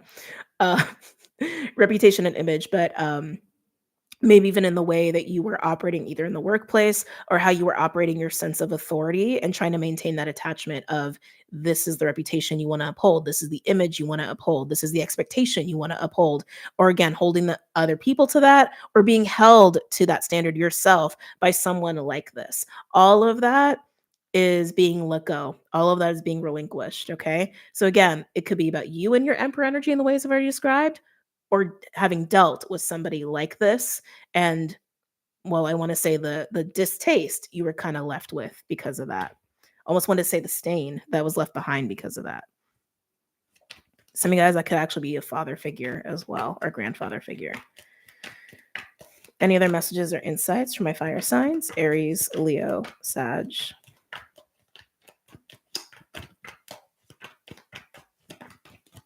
It's interesting too, because what was missing was mother's milk and emperor is father, right? Let's see here. There's that Ace of Wands. Ooh, twos could be significant for you fire signs.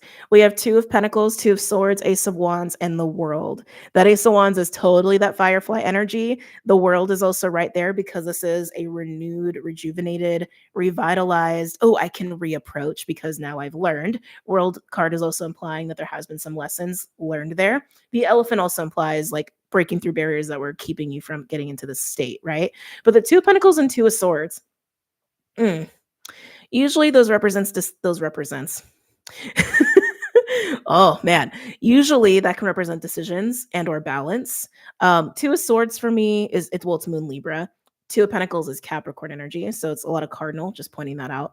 But Two of Swords, I have historically looked at it as holding two truths, but they don't align with each other and needing to decide which one you want to align with, like choosing your reality, your beliefs, so to speak. But I've recently been seeing it as holding a sort of illusion, which can also be rooted in ego, in toxic narratives and beliefs and things like that, and even situations where people held on to their toxic beliefs or try to instill you with their toxic beliefs. Or you can choose your own sort of truth.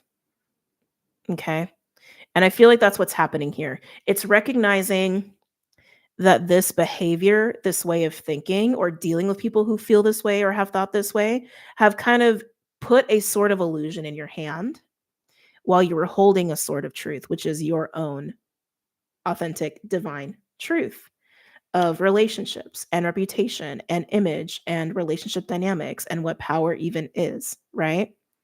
So, which sort are you choosing? That's totally up to you.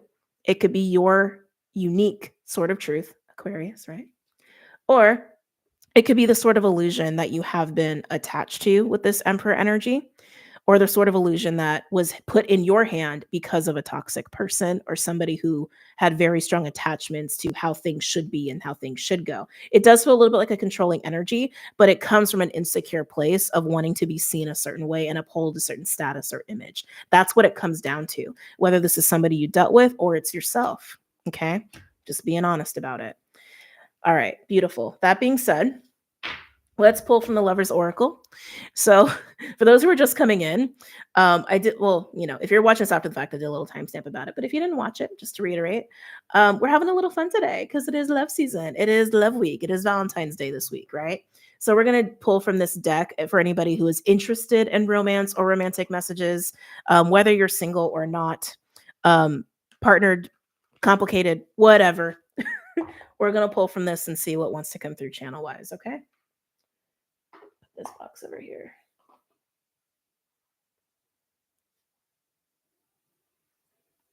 Just keeping an eye on people outside. Okay. For Aries, Leo, and Sag, they said pull 3. We're going to pull 3. They may be for different people, different groups of people.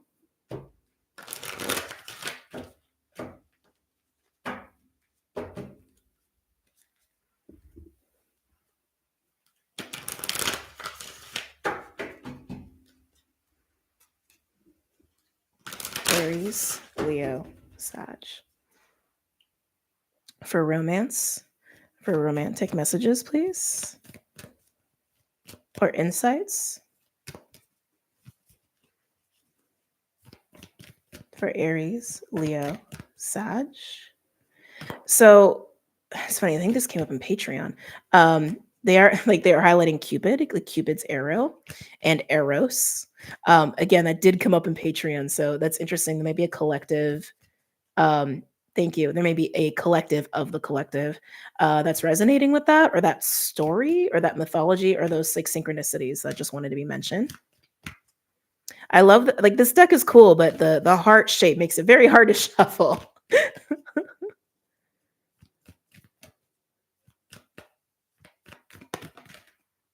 Let's see. I love the art on this. Let there be closeness between you, but always give each other space. Love never claims, it simply allows and gives. I feel like that's kind of touching on some of the Pisces energy we're talking about, right? Where it's like every moment is fleeting. So enjoy what you can in every moment, like knowing that like everything is always subject to change. We don't ever actually own anything, right? Um, mm, mm. I keep getting control with you fire signs, whether it's you or against someone you were dealing with. If you have been dealing with somebody who's controlling, um, yeah, I wanna say focusing on the self is, like, really important there, almost like giving yourself that mother's milk, and maybe even, like, no one's perfect, of course, no one's perfect, but maybe feeling out, like, how much of a hindrance that could be for you. Like, and even your relationship, potentially. Yeah, that's honestly what I'm getting from that. That's what I'm getting from that. Some of you guys could be dealing with somebody who's avoidant, you could be avoidant yourself. Um, yeah, I'm like, I liked the message at first, and then I'm like, "Wait, this actually doesn't make me feel very good." Yeah, if you're dealing with somebody who's controlling, or again, if this is your own tendency, or if you're avoidant, angelic is starting to come in a little bit.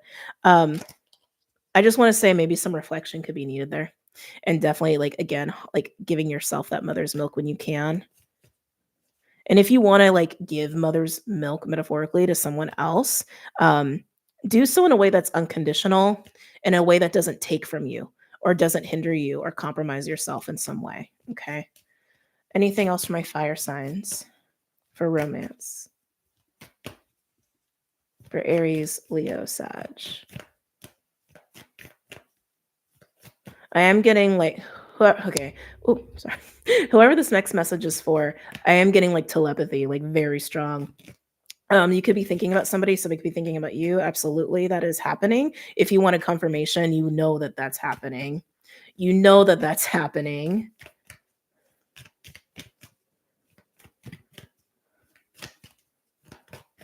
I don't know if there's actually gonna be physical contact though, but the energy feels really strong. Look, oh wow, wow. Look deep within your heart and you will feel my love. My love for you is as deep as the ocean. Well, doesn't that just confirm it? Yeah. This definitely comes with a feeling of there's a lack of physical connection, but there's very strong, a strong connection and energies happening between you and this person. Um, I want to say you probably both are very like sensitive or even like psychically sensitive because I'm getting like telepathy, dreams, that sort of deal. Like you can feel them and they can feel you. But yeah, I'm gonna read it one more time, but yeah, I don't feel physical contact. I don't. Look deep within your heart and you will feel my love. My love for you is as deep as the ocean. Can I get a third card for my fire signs, please? Aries, Leo, Sag.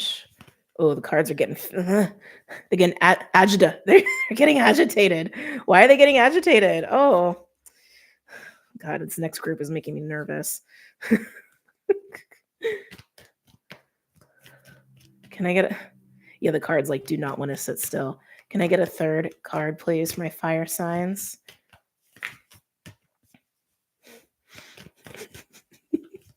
You may have a lot of volatility with you and this person or chemistry. They're saying chemistry. Remember we talked about heat before, where it can go like, right, if it's not balanced or doesn't have a good give and take or outlet. But yeah, I'm getting like very strong Mars energy and strong chemistry with this next group. But Mars, they're highlighting Mars. They could have strong Mars placements or fire alongside you. Like you both could be fire signs, not necessarily. But yeah, I'm just getting chemistry. Oh, did you see that? Balance. Balance. Yeah. Love is not always about agreeing just for the sake of it. A great relationship is one that both supports and challenges. So, whoever this is for, I'm tempted to pull a second card because I just feel strong chemistry with you two. And I do think this is somebody that you were actively dealing with. I want to say there is like maybe a struggle a little bit for power. And I think that's they're showing me Five of Swords and Five of Wands. Yeah. I feel like there's some old ways of operating that are still kind of going on there for one or for both of you. But um yeah, I like oh, this is so interesting. I wanna say, like, one party is very, like, very Mars, very, very Mars, and I wanna see the other, like, attempts to balance by not being so Mars-like, but you may have a lot of natural Mars energy yourself, and so there is, like, a weird tension and, like, push-pull. So I almost wanna say, like, if whoever's resonating with this, if you're the one who's, like, balancing all that Mars energy by, like I don't wanna say dimming your light, that's so, like typical. It's not quite that. It's just like trying to find a balance in all the tension. I wanna say you actually, like, get into your Mars energy a little bit. I wanna say, like, challenge this person, because it would also challenge them to balance themselves out. You know what I'm saying? I'm not saying start a fight. That's not what I'm saying.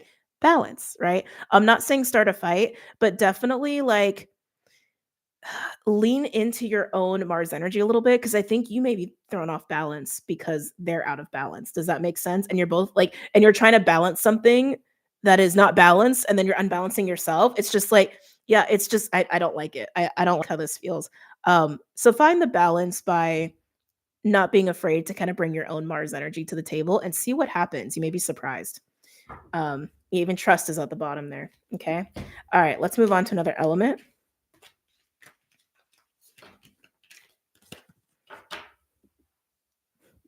Oh, it's like, where did that go? All right. Who's next?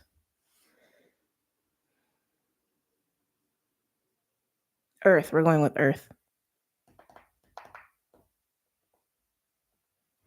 Okay. Earth signs: Taurus, Virgo, Capricorn, starting with the Rose Oracle for Earth signs. Taurus, Virgo, Capricorn, Taurus, Virgo, Capricorn, Virgo. The South Node is in your sign. Virgo, you're just being really highlighted to me. How are you feeling? I want to ask Virgo, how are you feeling?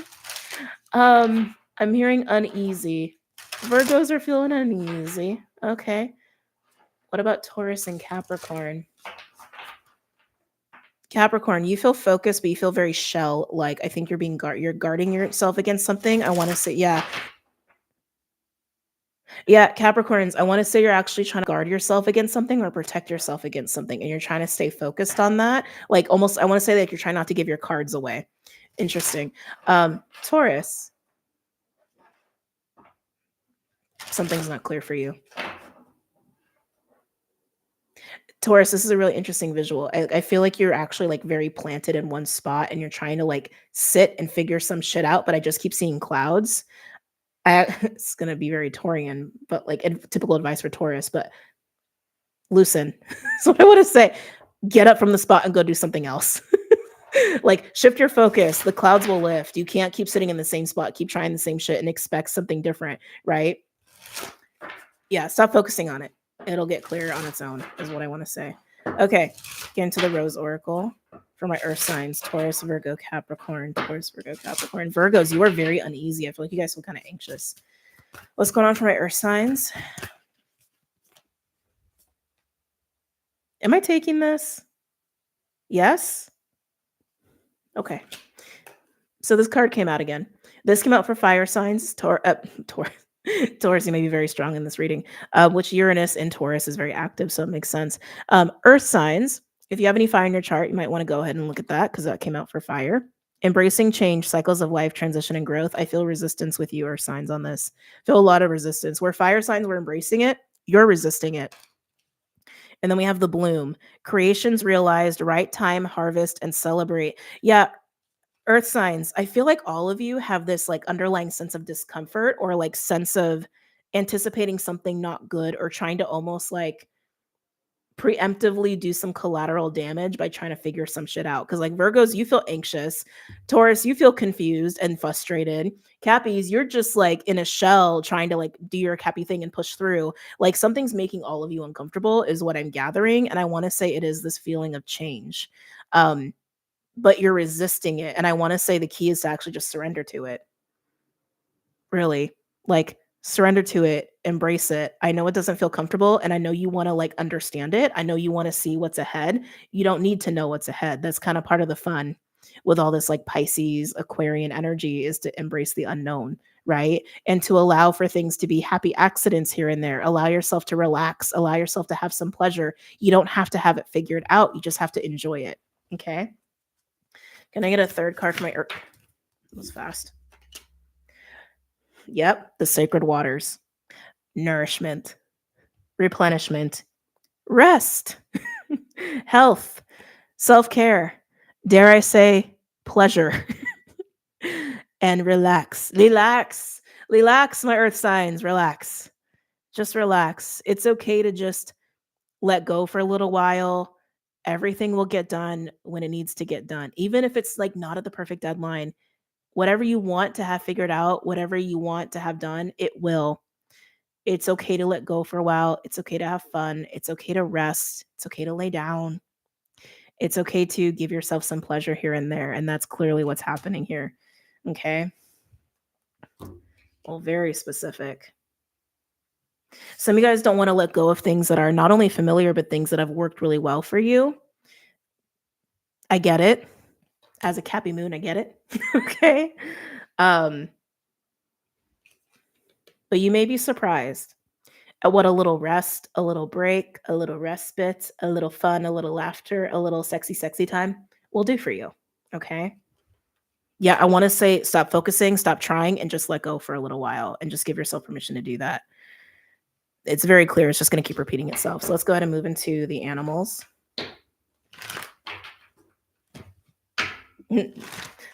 Bear and deer were coming up. Feminine and rest. We'll see if they come out. But they were definitely poking through a little bit. Any messages or insights from my earth signs? I think I need to find relax. I believe my definition of it is extremely limiting. I think I'm already relaxing, but I get it. I'm not really. Like, yeah. So I'm glad you mentioned that because that's something too that I've just been very aware of in the last, like, I don't know, maybe couple years. Like, just because you're sitting on the couch watching TV or watching videos does not mean you're relaxing. And there's the nervous system is coming back up to be spoken on. Excuse me. To actually be able to like tell your body everything's okay, you can let go. You can just like melt into the bed. You can just melt into the floor where you're not thinking about shit. You're not planning shit. You're not thinking about what you're going to do after you're relaxing. Right? Where your body's like still in overdrive, but you're not even giving your body like the actual quiet, the actual space to let go, right? Especially for those who hold a lot of tension in your body. If you're holding a lot of tension in your body, you're not relaxed. And your relaxation time is not relaxing because you're still holding on to tension, right? It's definitely something that some people like need a lot of training around. And putting myself in that category too, because it's not natural to everybody, especially depending on how much conditioning you've had around pleasure and relaxation versus like work, right? Um, yeah, so that wanted to be said. It's like when you're relaxing, like, are you aware of how your body's actually feeling? Like, are you aware of where your nervous system is at? Is it like this? Do you feel your body kind of doing this? Do you feel like you're in pain? Do you feel like you're actually oh shit. Um, I think a big fire just started. What the fuck? I'm gonna check that out in a second. Um, but yeah, are you in pain? Right? Sorry, I'm all distracted. Let me just check this out really quickly.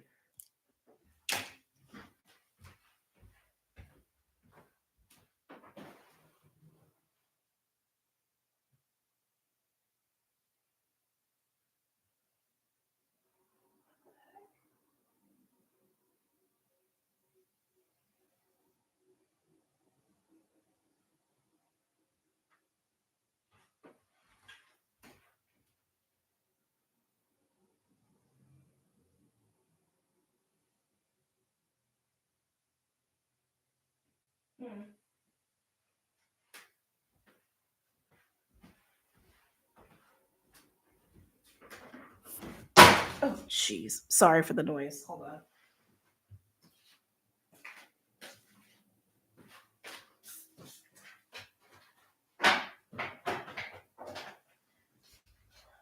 There. So it doesn't look good, but I can't make out exactly what's going on.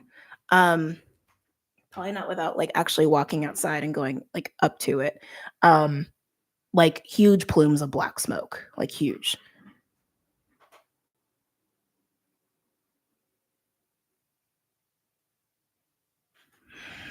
I feel torn right now. I feel very torn to, like, end the live and go and just check that out. It's close enough I could, like, walk over, but also I'm like, I don't know if I wanna be all up in anyone's business. Um, it could be a car. Eh. Yeah, okay, I feel compelled, just to be a good citizen, to just go check that out. It might take me a while to come back. So, if people come in, just, like, let them know what's going on, and I don't know how long I'll be, maybe I hope not 20 minutes, but because I gotta, like, put shoes on and shit. But yeah, I'll be back.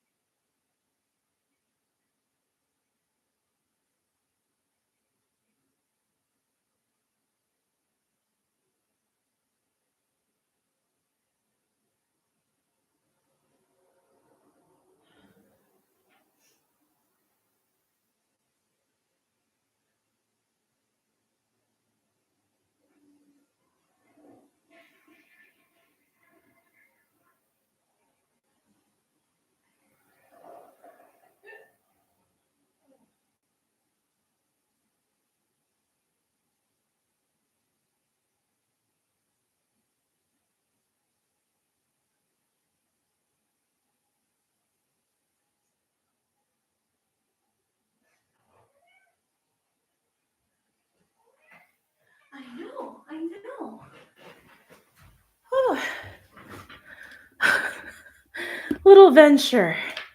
335 stuck it out. Oh, I love you guys. So, whew, tried to hustle back. Um, Everything's gonna be okay. Fire department, all that was showing up. It looks like it was a car fire, which is kind of what I intuitively thought. Um, but Earth signs, let's come back and do a new timestamp for you. Wait, where's? Oh my God, it was right there. Whew, continued. Uh, oh, he did? Oh, of course he did. Told us what happened. Oh my God, you guys are so funny. Um, so we're talking about true relaxation. Right? Yeah. Uh-huh. True relaxation, even when like something kind of horrible and dangerous is happening. Anyway, you get the message or signs. Let go, relax, give yourself that permission. Anything you're feeling anxious about, confused about, apprehensive, scared about, just allow for it to happen because things can always get better. And that's like the surprises of life. You know what I'm saying? So enjoy yourself for a little bit and things will get clear. But let's pull from the animal deck for you. Oh, he was. Like, I know how people have like cameras in their house and stuff to like watch their pets. I don't think I could ever do it because I don't want to know. Like, I don't want to know if he's super unbothered that I'm not around, or even like the opposite, if he's like super not okay when I'm not around. I couldn't do it. I feel like you're no longer going by rodent. Yeah, I haven't been rodent in a while. Island turtle. Been going by island turtle for a couple years now, I think. We're all like he is saying hello or mama. He does talk. He does talk a lot. Okay, earth signs. Let's get into the animals for you. Any other messages or insights from my earth signs pertaining to this spread? Oh,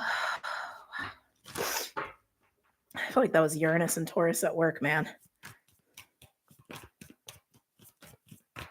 Any messages or insights for my earth signs? I actually want to recommend like water, like actual water. Like, I don't know if you have access to like a pool, a gym pool, a community pool, baths, but I want to say like a big like body of water. And I know it's winter and all, but I feel like there's something about like a large pool of water and like actually swimming that could be helpful for you right now. Oh, interesting. Cheetah. And it wanted to come out in reverse.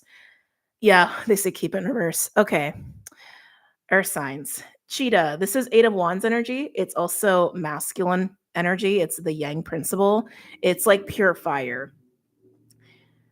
It's interesting because it's like I don't feel like you're doing necessarily. If anything, it's like slow down. Slow down, slow down. And I'm also getting that resistance to expansion, resistance to change with that Eight of Wands energy too. But yeah, I'm getting just like rating it a little bit and switch gears. Earth signs. Taurus, Virgo, Capricorn. Taurus. Yeah, time for a little fun. Earth signs, dolphin. I love it. It's funny. It was like, you need a big body of water. Ocean.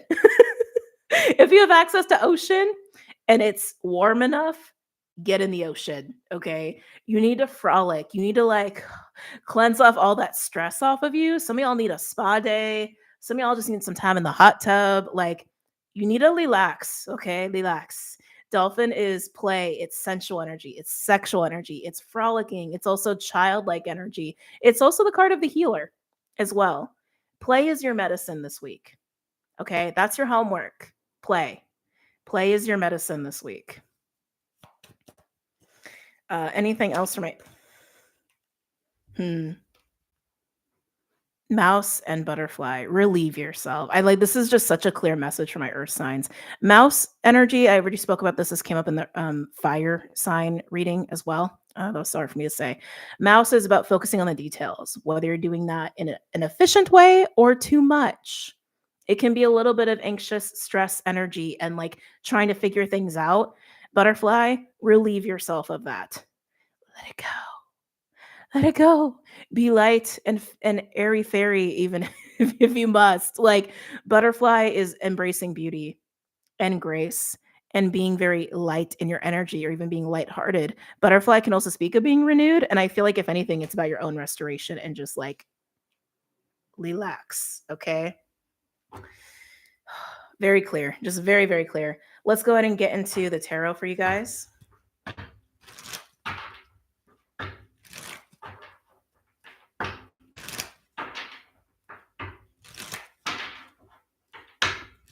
They're giving me Page of Wands energy. Sorry, can you guys hear me okay? I didn't realize how I had this. Okay. Yeah, I don't know why I sound better to me. Probably sounds the same.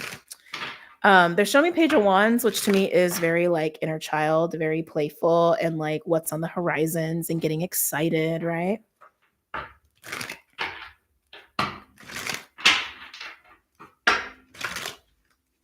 Any messages or insights for my earth signs?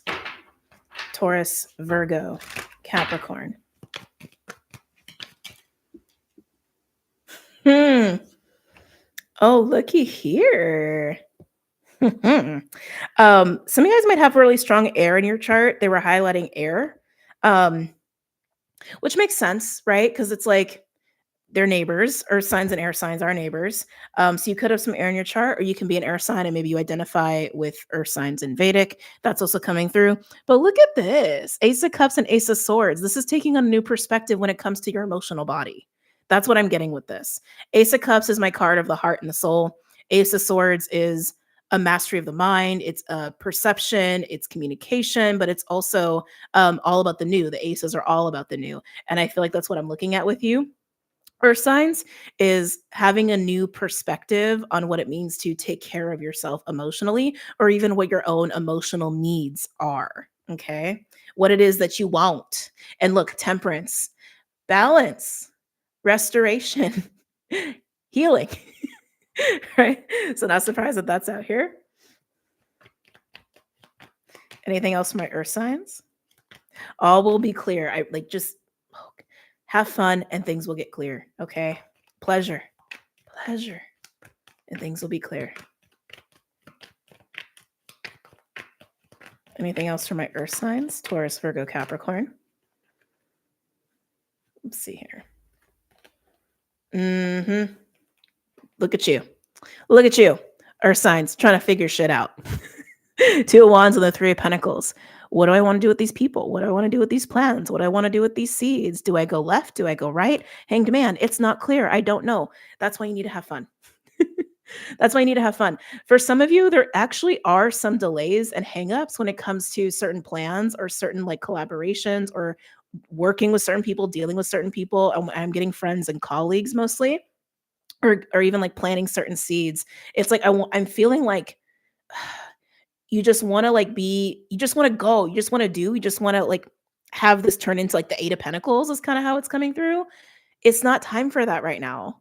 Like I keep getting like stop pushing because there's something about this that I want to say. Some of you, it's not sustainable with what it is that you're contemplating on doing or trying to put energy and time into. And sorry, I keep hitting this. And others of you, how do I want to say this? Like it's too rooted in your old ways of doing things. Like there's something about this that is going to change anyway. Is kind of how it's coming up for me, for you. That's why Hanged Man is here. This is delayed. This is delayed, and it's for a reason. It's for a reason. Anything else for my earth signs?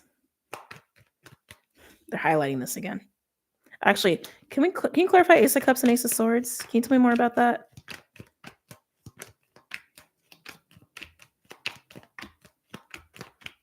It's interesting, earth signs. You almost are feeling like fire signs. Tell me about Ace of Cups and Ace of Swords. Like this has a little bit of like behind it, which to me feels like 10-step passion. It's not even, I don't even know how you conjugate that. Can I get a card for Ace of Cups and Ace of Swords? Oh.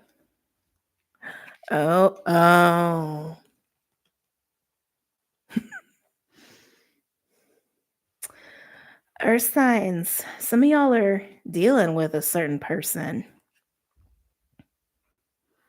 Knight of Swords, Two of Cups, and Three of Swords.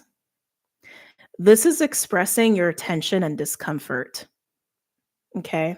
Some of you guys, whatever you're trying to like do here may be because of somebody you're dealing with. It could be a friend, a colleague, it could even be a romantic interest. This is clearly somebody though that are we on air? No, we're on earth. I know a lot of air going on here, right?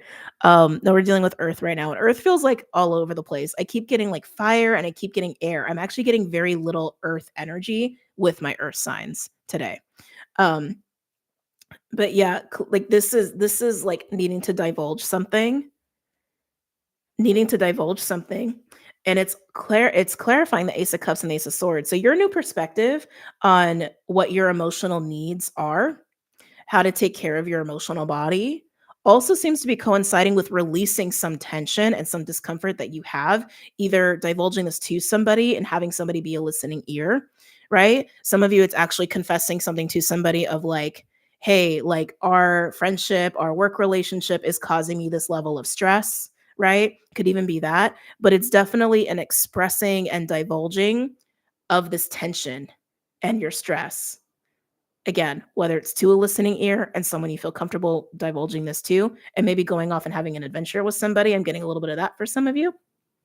And others of you, it's like some of your stress and tension is because of how you are dealing with somebody or even expectations around a specific connection. Whether they're expectations you have or that you both have. Okay. It's very interesting. That's very interesting. Yeah. Look at this. Eight of Cups, the Devil, and 10 of Wands at the bottom. So, yeah, this is recognizing that something is kind of stuck and something isn't working and something is kind of delayed because it's time to like not put so much stress into that. It's like you can't like just figure that out. Like you need to actually just kind of let go and enjoy yourself, take care of yourself, have some fun, have some pleasure, and things will get clear. And if this is about like a romantic relationship or a work relationship and it's not flowing, it's not working, that's because there's like too much of a force going on here and it needs to be natural. Okay. And it needs to be natural. Yeah. Queen of Cups, Seven of Swords, Hierophant. Interesting. Yeah. But that's what I'm getting from my earth signs. Let me get a couple other cards actually for my earth signs and then we'll get into the romantic messages.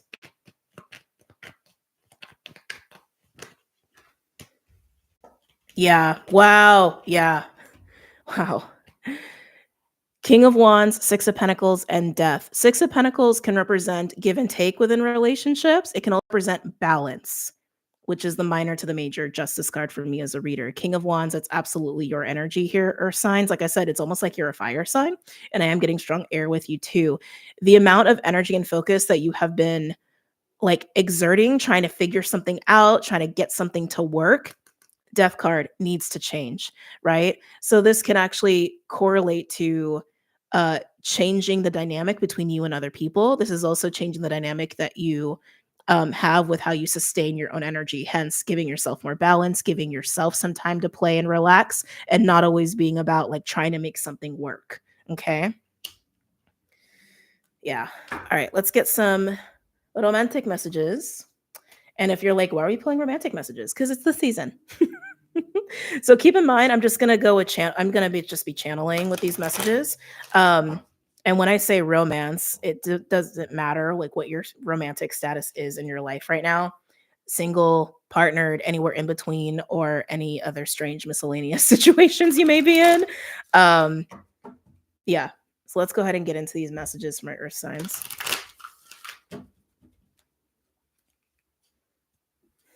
This earth reading resonated with me. Wow. Yeah, it was feeling very fire and air. Like these were for earth, but like very little earth going on in earth signs.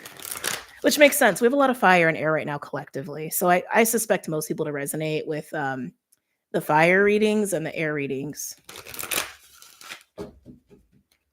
Focusing on earth signs right now, though. Focusing on earth signs. Messages for my earth signs regarding romance. Yeah, so we may be pulling 3 for each element because they just gave me the number 3. Look, wait, don't rush. Allow nature to take its course. Just pointing that out. Okay, earth signs, Taurus, Virgo, Capricorn.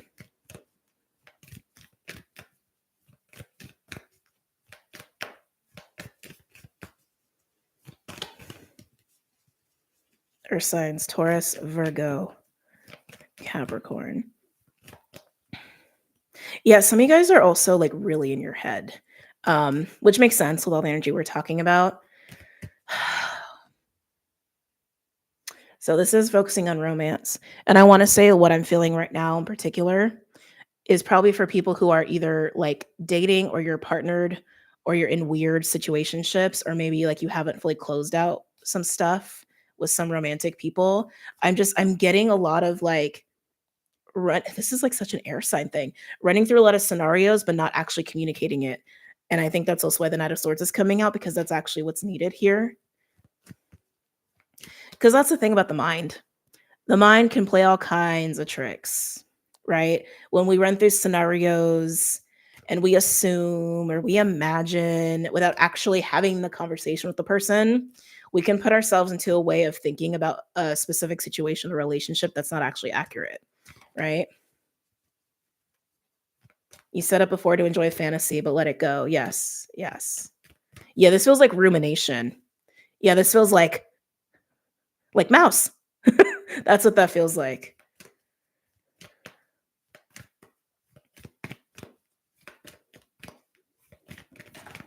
Let's see. I like the image. Let's see what this says. Oh, your soulmate is already with you in spirit. Believe this and they will manifest physically. That's an interesting message for what I was feeling. Because again, I'm getting so much of the mental space with whoever's resonating with this particular card, this particular group. And yeah, I think you're definitely thinking about a specific person. But like, I gotta be honest, I'm getting a couple things here. There could be like physical space or emotional space or like literally like an avoidant energy that came up with fire signs too. Because of all this rumination. It's almost like the rumination is taking up a lot of space and like bandwidth, and it's almost creating this like repelling and creating a lot of distance and tension because there's so much being marinated on, but not actually communicated, right? So it's almost like the Six of Pentacles doesn't even exist because it's so much going on in here. And that's the thing too. It's like no matter how psychic or not psychic you are, we all feel that shit. We all feel that shit, whether we're aware of it or not, right? And so just be careful of how much you're ruminating on someone or specific weird situation you're finding yourself in romantically, because it could absolutely be creating this like weird repelling effect because they can sense something's up or there's like unspoken shit, right? And that's never comfortable when like you're dealing with somebody and you're like, I know they're not saying shit, but I can feel their shit, but they're not saying shit. Like, it can create a little bit of like suspicion too. There's another thing that I'm getting here though, of like the person you're ruminating on. I'm not going to say it's a waste of energy. I'm not going to say that. I don't want to say that, but kind of, because I'm almost getting this feeling of like other people trying to come in, other people like actually being available to you, but because of the rumination, like you're not seeing that. And maybe these people are going to be better fits for you anyway. Just saying. Okay. Can I get a second card, please, for my earth signs? Hey, buddy. You were keeping them company while I was gone? Yeah. Okay. Earth signs. Sorry, they pulled me back. They pulled me back into this one. Some of you could have been trying to manifest romance. I want to say, take a break. Take a break. Take a break. Let it go. Let it go. Let that energy go, and then let it come back to you in the physical. Like, I feel like you've probably been doing a lot of like actual like maybe rituals or visualizations or what have you, and that's great. Now let it go so it can actually come back to you in the physical. Do that part of manifestation. Okay. Coming back to earth signs. Can I get another card for earth signs, please? For Taurus. I felt something weird. Taurus, Virgo, Capricorn. For Taurus, Virgo, Capricorn.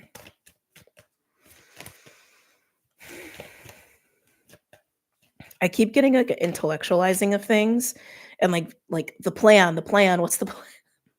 What's the plan? To the point where I want to say someone is actually like having a hard time recognizing their feelings versus their thoughts. So a little bit of kind of what group one was going through, but I feel like this is honing in more on like, this is like so fascinating, like forgetting that the heart matters almost. in this situation, that forgetting that feelings are almost a better compass for romance and relationships than oh, hold on. Mm. Then what makes sense? Ooh. Oh, my throat is freaking out with the second group. Oh, shit. Oh. Okay, group 2. You feeling shit and you're trying not to, or you're ignoring it, or you're not really allowing yourself to fully be aware of it or something.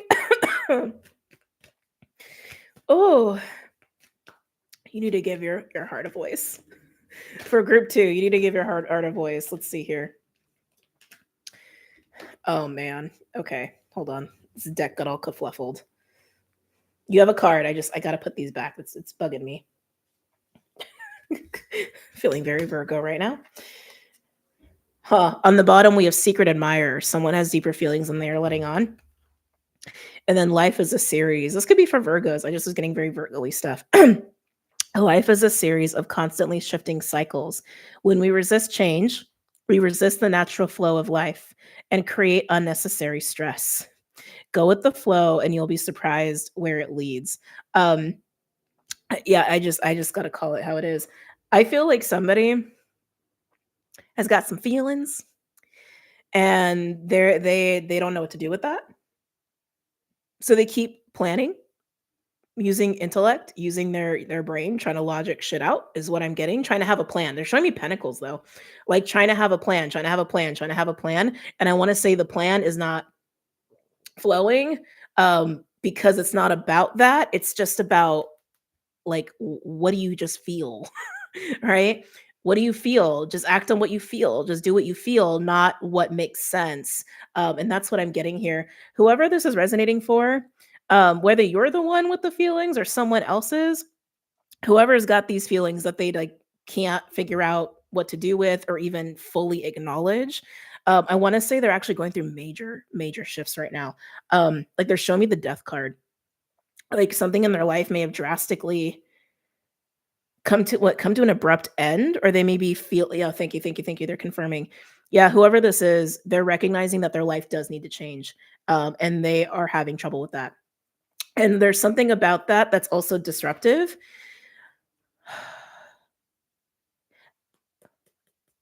to how they feel about you or how you feel about this person. It's interesting. Like someone could be losing their job or realizing they need to change their job. Someone could be realizing, um, oh, that's weird.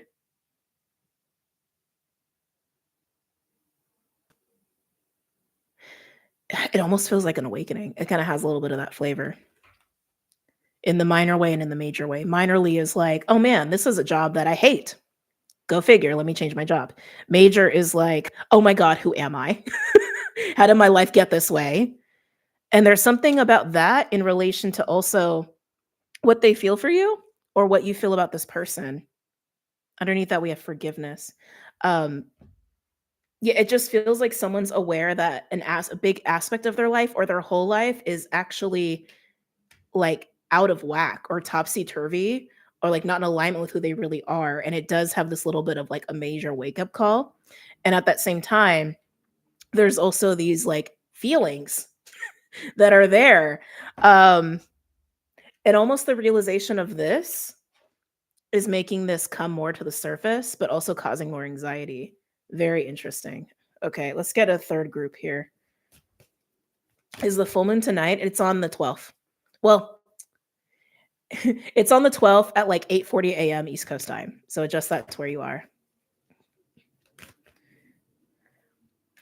Sorry, they're bringing me back here. And you guys know I don't like these particular messages of what I'm about to say, but it is what I'm feeling. Someone's realizing that they are absolutely in the wrong relationship. And like, hence why these feelings are also coming up. Okay. Let me come back. I think that's what this person's thinking for some of you where that resonates. Um, I don't think it's the wrong relationship. I think they needed to be in a cycle and learn some shit, right? And then you just kind of fall out of alignment with people. Anyway, third card for my Earth signs. My God, Earth signs, you guys got complicated love lives here. Earth signs, Taurus, Virgo, Capricorn. Taurus, Virgo, Capricorn. They brought me back. Jesus, there's a lot going on with this group. If this is somebody you're in an active relationship with, partnered, like even like married, some of you guys also share a business.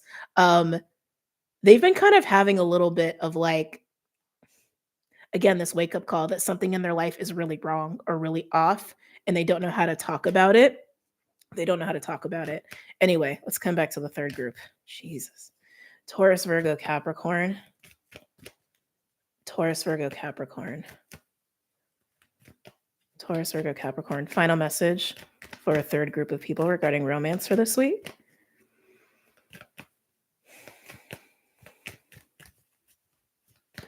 For this next group, I am getting like ancestors and angelics and guides. I want to say you actually have a lot more support than you realize right now when it comes to your heart space. And I think that you are probably frustrated and disappointed. And what's coming through to be said is it is all working out. Just have faith that it's working out in your highest good. Okay. So maybe you're going through a breakup. Maybe you are perpetually frustrated with the dating game or even the idea of romance. Maybe you are single and you're like, I love being single, but also like, the struggles of being single too. There's pros and cons to everything.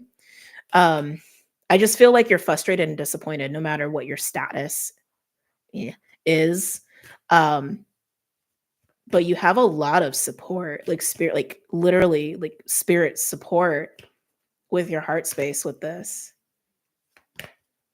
And even if it's hard to believe sometimes, everything really does happen for your highest good in terms of romance, even if it seems really crappy or not what you want. Say it that way, not what you want. And it doesn't mean your life is lacking love either. Yeah, surrender. Oh, geez, look at that visual. Surrender. At times, we must surrender the old before something new can enter our lives. Let go, and all will work out. Yeah. So, group 3, again, I don't really think it matters what your status is when it comes to romance. But the message was clear, and then it was confirmed by this card. Everything is working out in your highest good, even if it doesn't seem like it, even if it's not exactly what you want. It may not be what you want, but it's what you need. And the more you find acceptance of that and peace of that, and also understand that that doesn't mean that love is lacking in your life, the quicker you're going to have more love in your life, romantic or otherwise, because you're going to see it more. So you're going to feel it more. So you're going to embrace it more. It's available to you, right? Interesting. Look what's on the bottom for group 3. A message for you. I'm thinking of you this very moment. Your love fills me with light. I love you. And I do feel like that's from your ancestors and your team and all the love that they're sending to you, which is very sweet. Yep. Sacred union. Honor and treasure your relationship, for it is truly sacred. This is union of self. This is union of you and spirit you with like feeling that sense of wholeness with yourself. I feel like, because look, coming in for group 3. Yeah. Look inside yourself, examine what is causing you to feel this way. Yeah, group 3. I feel like you've been on a journey. You're probably in the middle of a journey of really getting very acquainted with who you are and really feeling all of that stuff for yourself. I hate to say being like your best partner, because I know sometimes we're like blah at that, or feeling at home in yourself when we go blah at these messages because we've heard it so many times. But it's very true. I feel like you are in a love affair with yourself right now. I think that's the better way to say it. I think that's a healthier way to say it. And that's a beautiful process too. Okay. I know sometimes it's frustrating, but it's also okay. Okay. All right, moving on. Got a little heavy there at the end. Where are we at? Oh shit, almost 3 hours. Oh, I don't think this is gonna be a 4-hour video, but we'll see. We shall see. All right, air or water next? Water. Why am I nervous? I'm nervous for both air and water.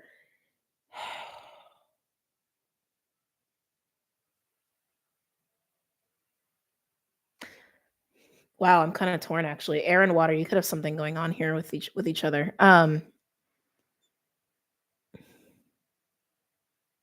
Yeah, I think there's something going on with air and water. We're gonna do air. I know, I know, I know. Water signs always go last. I know, I know, I know. I just follow with what I'm guided to do. Okay. And that's just how it go. Okay. Okay. I mean, actually, wait. I just realized I went in order of the zodiac. Fire, earth, air, water, right? So maybe that's why water usually goes last. Anyway, air signs. Oh, should have seen the way he was just looking at me. What? Are you okay? I don't know. He gave me a look. I'm not used to him having. Everything okay? Don't know what that was about. Air signs. Maybe you got something going on with cats. Gemini, Libra, Aquarius. Let me get a little water, actually. Okay. Any messages or insights for my air signs? Gemini, Libra, Aquarius. Oh, air signs. Are you going to rock my throat? Is that what you're going to do? Is that what you're going to do today? Gemini, Libra, Aquarius. As a Pisces, Clyde said, what about his water signs? Marcy, you're so funny. Air signs, air signs. Gemini, Libra, Aquarius. I'm getting very strong King of Swords with you. Not surprised at all. It does have a little bit of a perched feeling, a little bit of a bird's eye view. Like I literally feel like you're perching somewhere, which is kind of interesting. Yeah, that's interesting. Yeah, I keep getting perched. You could be like literally needing to go to high places and just kind of look out. You could be meditating at this time. You could be contemplating some things. I do feel like you are reviewing things. You actually feel kind of quiet, which is not what I expected at all. This could be a phase or a state. They're saying a state. This could be a state that you are taking yourself into, and then maybe you're going to be taking action, because it definitely has this feeling of like, let me sit with this and then I'll take action. Let me sit with this and then I'll make shit happen. Very masculine. But you are a masculine element, so that makes sense. But yeah, very masculine energy there. Gemini, Libra, Aquarius for this week. Any messages regarding love and all of the experiences of love for Gemini, Libra, Aquarius for this week? I feel like you're doing a lot of writing. Like actual writing, like pen to paper. Maybe you're taking notes. Maybe you're taking courses. I don't think you're writing a letter. I would think you'd write an email or a text, but it's like I literally am seeing like pen to put to paper. Pen is put to paper. Maybe this is how you're figuring something out. You could be journaling. Some of you guys are writing music. But yeah, I'm seeing pen to paper. Pen is put to paper. You could be drafting a contract, an agreement. The rules, the stipulations is what I just heard. Yeah, some guys are working on some sort of an agreement or contract in theory or very literal. Okay. You're very in King of Swords energy, air signs. Gemini, Libra, Aquarius.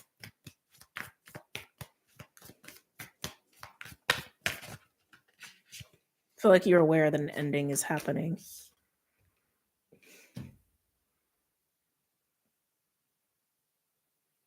Again, not to be cheesy. Is it an ending or is it a new beginning?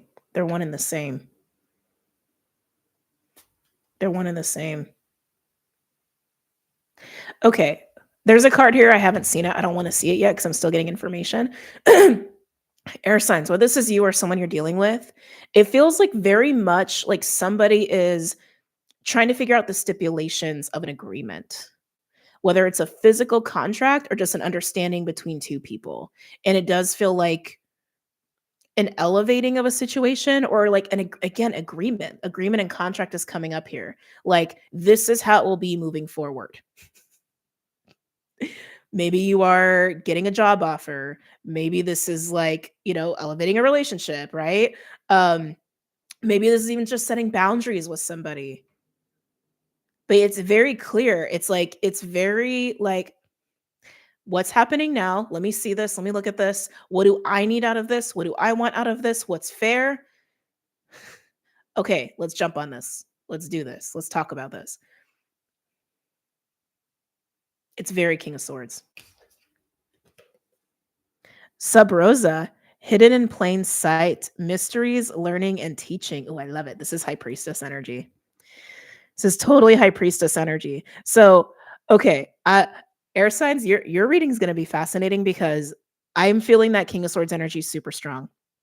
But I feel like whoever is in that King of Swords energy, there is a very heavy contemplation and a very smart way of being objective of the facts of a situation and what's needed and how something should go and what the boundaries are, what the parameters are. It's very like clear, clean cut. But this is kind of not so rooted in that kind of rigidity, but this is all about seeing, well, yeah, just seeing the truth. Seeing the truth with a very clear eye, but it's from an intuitive standpoint. I almost want to say it's through the eye of the eagle. It's very Altair a little bit. So a couple things that I'm getting here. I'm getting that like for some of you, this is a dynamic that you have with somebody.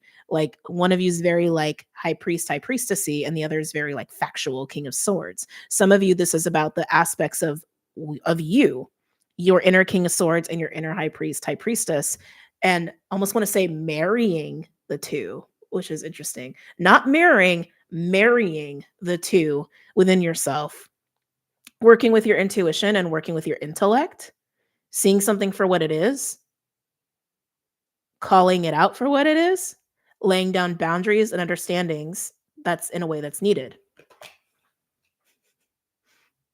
Okay. Okie dokie. Can I get another card for my air signs? Gemini, Libra, Aquarius. So, again, it's giving me like anxiety. Excuse me. Some of you are almost like in a battle of wits with somebody. And again, it's giving like King of Swords, Queen of Swords, and like High Priest, High Priestess. Be careful there. I don't know who needs to hear that, but be careful there. I want to say the devil's in the details there. Can I get another card, please, for my air signs? Gemini, Libra, Aquarius. Oh my. I want to be a fly on the wall in your life. Whoever's resonating with this reading, because like, I feel like I'm like looking, I feel like I'm watching a movie play out. Rapture. This came out in the patron reading. Sensuality, love, devotion, romance, ecstasy, and pleasure. So it's giving me very much like some of the vibes that we're getting with all of the astrology we're talking about, where it's seeing the facts of what is real, what's tangible, what's happening, including what your needs are, what your desires are, what's fair, where the boundaries should be, all of this stuff. And it's almost like getting yourself like mentally prepared and situated to experience pleasure in its fullest in a way where you feel safe to do so. That's what this feels like, which makes sense. So if another person's wrapped up in this is absolutely this is an agreement of boundaries and like, are we on the same page? Here's stipulation 1, here's stipulation 2, here's what's not okay, here's what is okay. Okay, let's go full throttle on whatever this is then. Whether it is like a business agreement, some sort of like understanding of a relationship, so you can like have an understanding of each other and you're on the same page, but then you can like, once you're on the same page, okay, full throttle, let's dive in now that we know the rules. Like it's very much like that. It's very much like that, air signs. Yeah. What are the rules? What are the stipulations? What are the boundaries? Okay, now I can enjoy. It's very much like that. Huh. Huh. One more. I want to get a third card for you. Can I get a third card for my air signs? Gemini, Libra, They're showing me a wolf. Wolf may come out in the animals, but the wolf that they're showing me, again, wits, battle of wits. If you're dealing with another person, if not, this is just your own understanding of how to experience pleasure in a way where you feel safe and you have a clear understanding of what's possible and what's not, what you need, what like all of that shit. Okay. But the wolf coming through feels very primal. It feels very much like rooted in instincts and desire. Animal instincts is what I'm getting. You may be watching someone's body language, they could be watching you. And of course, this can also be about that rapture, that sexual energy too, for some of you guys that may be experiencing that this week. Can I get a third card?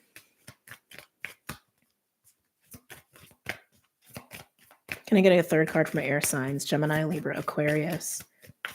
Yeah, if you're dealing with somebody, I do feel like you're reading them. If you're like high priest type, actually, I think both of you.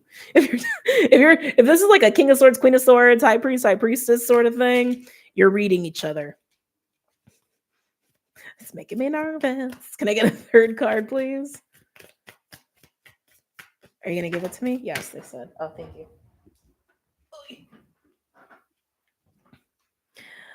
Huh. Why does this card feel like morning after? Morning dew, clarity, a fresh start, a positive outlook. Huh. Whew. All right, air signs. I'm seeing contemplation in the way I've already described. Full understanding, rules, boundaries, parameters, cool. Full diving into primal desire and pleasure in whatever way that looks for you and whatever your desires are, whether it is business, monetary, just hanging out with people, or a full blown relationship, whatever. Out of that is, I'm getting the word married. This is so fascinating. Out of that feels like a new perspective. Oh, it's so hard to describe. Hold on, let me put a, because they keep giving me the word married, which is very interesting. Um, where intuition and intellect is married, okay, but in a way where you have full enjoyment. Again, I want to be on fly on the wall in your life. Some of you guys, there is sexual healing happening here, and it's exactly what you've been needing. Okay, enjoy that as you will with whoever you're enjoying that with. Obviously, use your discernment. You clearly are.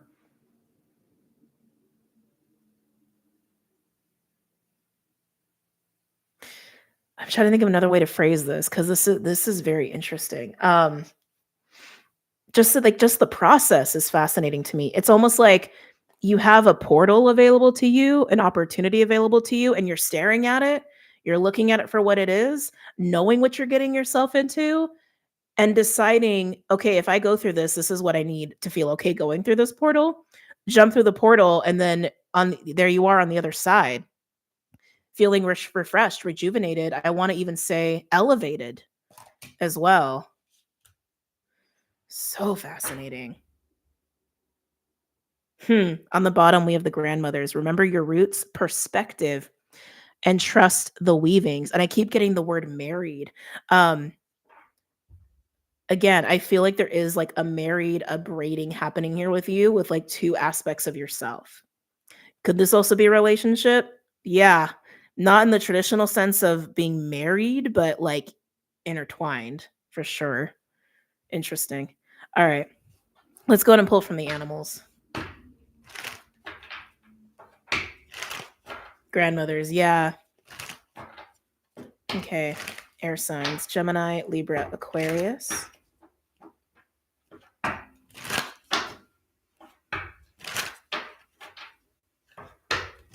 Gemini, Libra, Aquarius.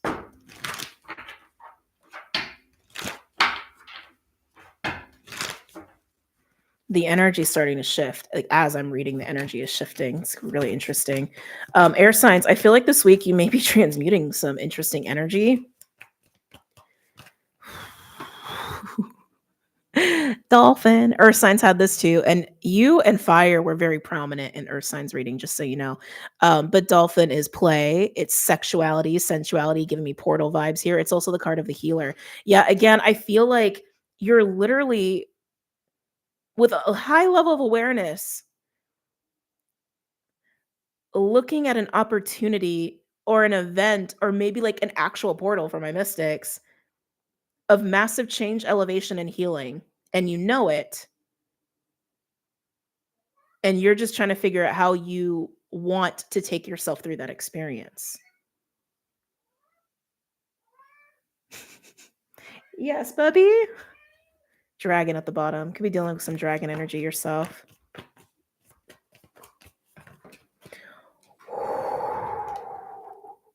This came out for rapture. Oh. Oh, air signs. I mean, can you say Kundalini awakenings? Tantra, sexual healing. Right. Look at him. He's like all up in your energy. Hi, buddy. Wow. Phoenix is the root chakra. We also still have dragon at the bottom, which is solar plexus. And we clearly have a lot of sacral energy, which is sits between the two. Hold on a second. Can you relax, buddy? Yeah. Okay. Yeah, this is elevation. Air signs, this is absolute elevation. And you know it. You know it. You are very aware. This is definitely a woo-woo reading. Okay.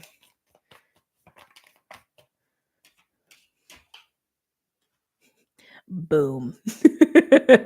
Firefly is catalytic energy. This came out for someone else. I forgot which element. Someone can put it in the comments.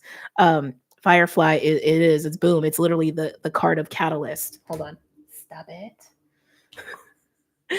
Catalyst, muse-like energy, inspiration, creativity. What do you want? What do you want? Hmm? Hmm? Hmm? You want it? I know you want attention. I know you do, but please don't play with my cards. This wanted to land on Phoenix. Hold on. What? What? Can I work, please? Could you please? Okay. All right. Where are we at? We're in the middle of air, and like I swear I'm getting a little hot and bothered in your energy, air signs. Yeah, air signs. This is an elevation. Some of you, this is absolutely an awakening. And if it is an awakening, I want to say it's a sexual one where there's a lot of healing happening here as well. And you're aware. You're just very aware of it. Okay. Yes. Can I get a card for morning dew? I literally am getting this vibe of like morning after. It's just so fascinating for my air signs.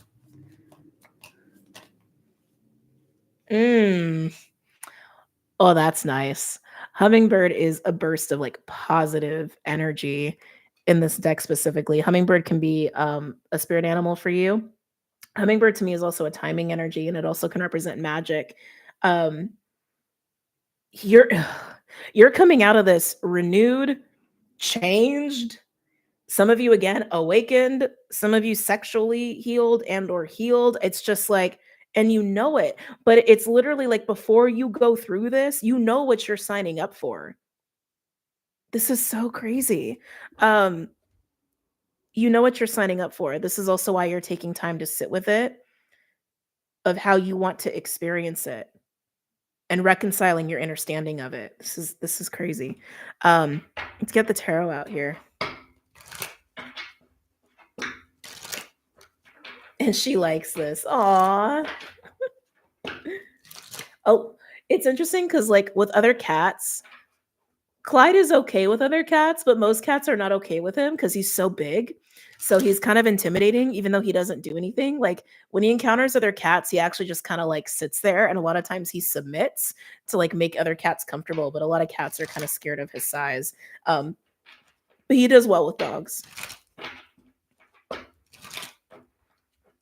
Any messages or insights from my air signs? Air signs, you got to, okay.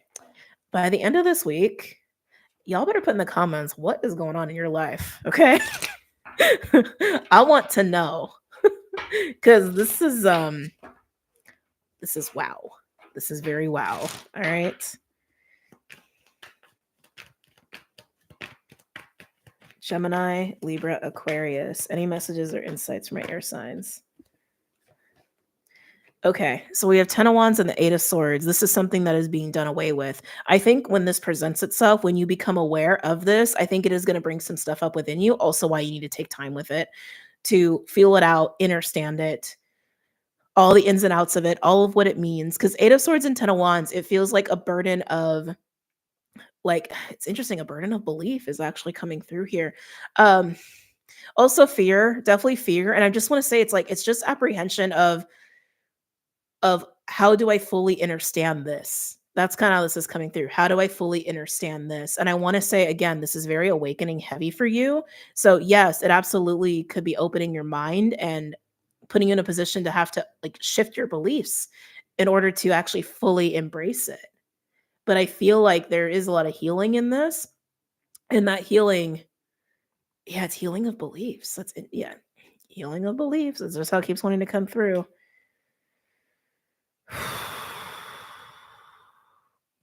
And any personal burden, stress, or weight from toxic narratives and beliefs will be done away with in this experience. 6 of Cups at the bottom. Oh, look, with the star, with healing. Okay. Healing of patterns, childhood shit, family shit. A healing soul connection can also be indicative of this. This could also be healing of past life shit and ancestral shit. Um, Major soul healing. Major. Okay. Soul healing here. Yeah. Queen of Swords just came out. Not taking all these other cards. All right. Queen of Swords. So we kind of knew that was a energy that was around in your reading. We already channeled that. Some of this Queen of Swords is here for my air signs. For Gemini, Libra, Aquarius. Uh-huh. There you are, looking at the sun, this opportunity, this portal, this potential, and you're like, let me understand this. Let me get very clear on this. Let me perch and get very clear on this. The sun is also indicative of illumination and new beginnings and joy. A lot of energy in your reading here. Any other messages or insights? I'm so curious to get into the love messages. Any other messages or insights for my air signs? Yeah, let me see this for what it is. Let me understand what I'm actually getting into. Yeah, Hanged Man. So really highlighting the perch there. Again, I just feel like this is you taking time to understand this before you move through it or accept it. Queen of Wands at the bottom. That feels like the Phoenix rising to me. Oh yeah, with death. Yeah, absolutely. Phoenix rising. This is passion. This is change and alchemy happening through passion and sensuality.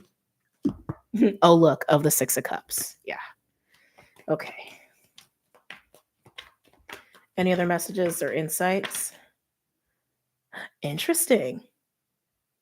Knight of Swords just came out in reverse. Why is the Knight of Swords here in reverse? That was so quick. 8 of Wands. So something that has not been acknowledged as far as your own truth is concerned is about to. I want to say explode, actually. Explode. I want to say it's in relation to this, right? The healing of beliefs. And beliefs are also rooted in speech and communication here for you, right? So if you have been not acknowledging something about your own, well, toxic beliefs, maybe, or even limiting beliefs, or what you've been closed off to that is possible for yourself, and especially in terms of your own healing, that's about to explode out of you. Some of you that can actually be like explosive communication, like something being held back, even intentionally, and not being able to anymore. Some of you, this has been holding you back for quite a bit. And I do want to say it's like negative self talk. It's definitely negative self talk.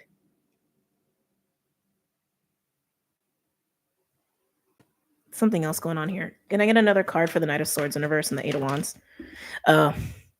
Ooh. Emperor and the 3 of Swords in reverse. The explosion. Literally, metaphorically, whatever. The sexual explosion or the explosion of truth. All is coinciding, is what it feels like to me. Is very healing around Emperor energy, a sense of confidence, authority, power, masculine energy, maybe even another person that could be involved in this for you. When this explosion happens, Because again, it's like it feels like all encompassing. It feels like an explosion sexually, but it also feels like an explosion of truth, just like right, um, and maybe even through words. Clyde, I know I love you, buddy. I love you, but I'm working. Um, when this happens, it is going to be very healing, but I want to say it's also going to be very vulnerable too. It's going to have a lot of vulnerability to it, when a high level of discomfort. But that's where the alchemy is happening. Whew.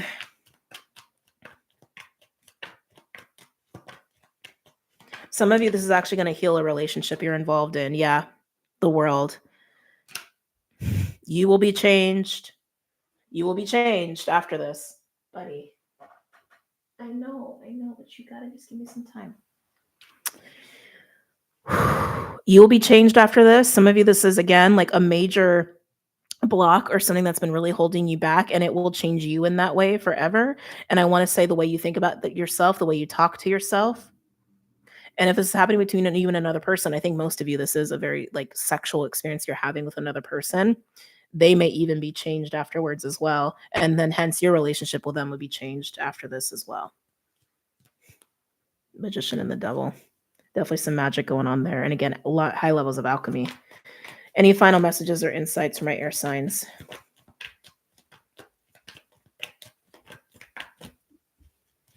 Any final messages or insights to my air signs? Oh yeah, baby. 10 of Swords and Temperance. That's definitely some deep, deep, deep, deep soul healing. Okay. No more of the negative self-talk. No more of not believing in things for yourself. No more not being vulnerable. No more not like divulging truth. Some of you guys, there's been a suppression of your voice. That's also part of this too. Lots of healing and alchemy here. Okay. Let's get to the love messages. It's making me anxious. Not anxious. I shouldn't say that. It's just like adrenaline. That's what it is. It's adrenaline. Feeling adrenaline. So again, just to reiterate, if you're using the timestamps and you're only watching air, the reason we're doing this, it's because it's the season. Okay. And it doesn't matter what your status is. I'm going to be doing channeling with these messages anyway. Okay. But this is for those who are curious about some romantic messages.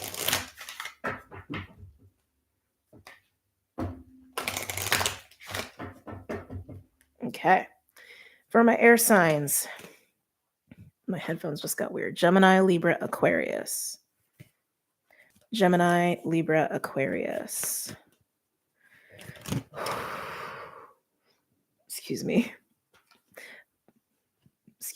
Playfulness. That came out so fast. Laughter is the best therapy. Have some fun together. And remember, love is the greatest healer. There's definitely vulnerability in this, air signs. But again, it's like kind of what I was getting in your reading. There's this understanding and negotiating that you're doing with yourself and maybe even with another person to go full throttle into something, into a very sensual, passionate experience. And that's also what I'm getting here. But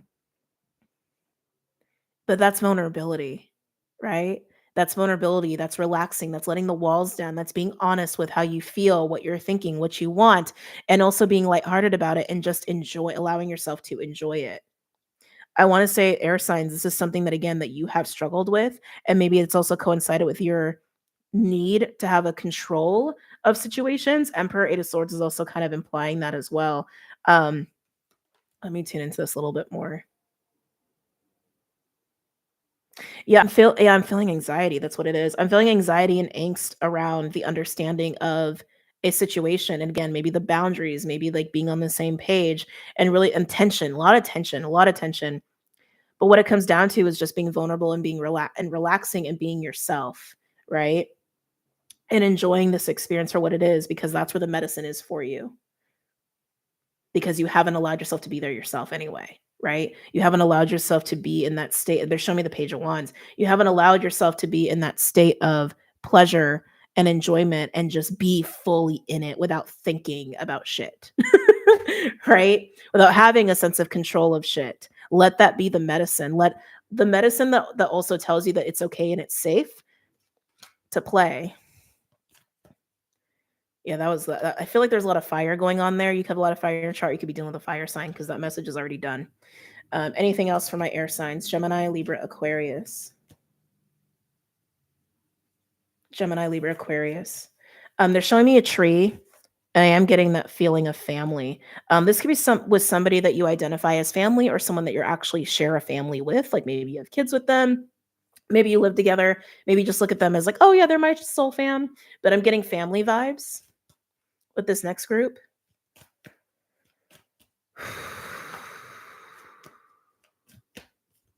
Gemini, Libra, Aquarius. I'm hearing stability. Stability. I want to say whoever this is to you or whoever you are to this person. It's also, I want to say that. They're showing me King of Pentacles, Queen of Pentacles. There's a question of finances and there's a question of consistency.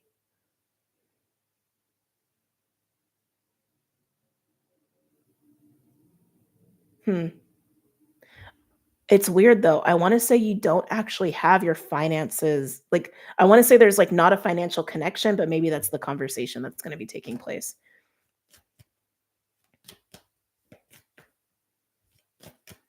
Yeah, I want to say there's a conversation about finances wanting to happen, maybe even commitment for those with someone you're dating. But it's like they keep bringing up family though. So again, it's like you could feel that like kinship with them or be wondering like, "Oh, is this someone that like is part of my fam?"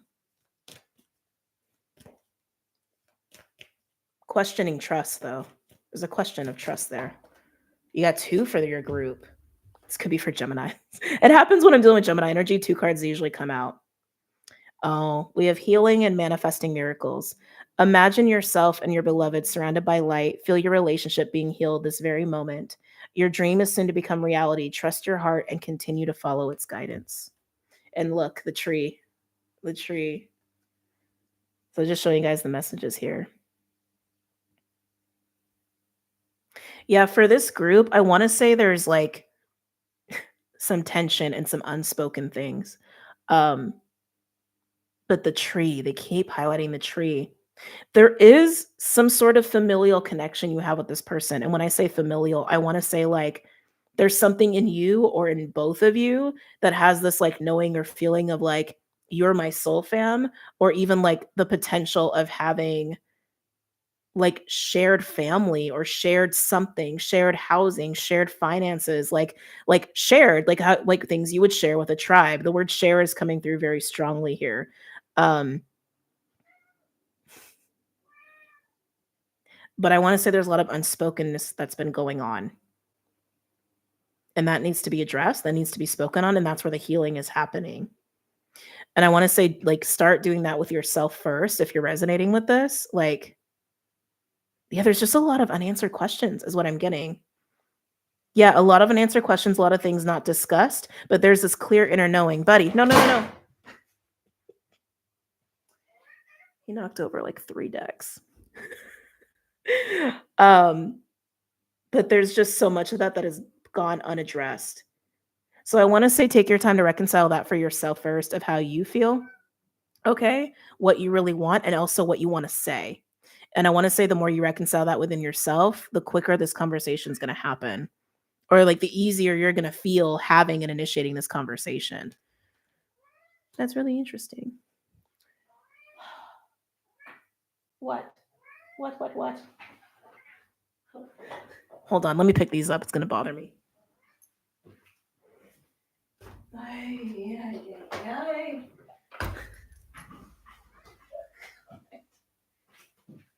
You just had to. You just had to. Goodness. Okay.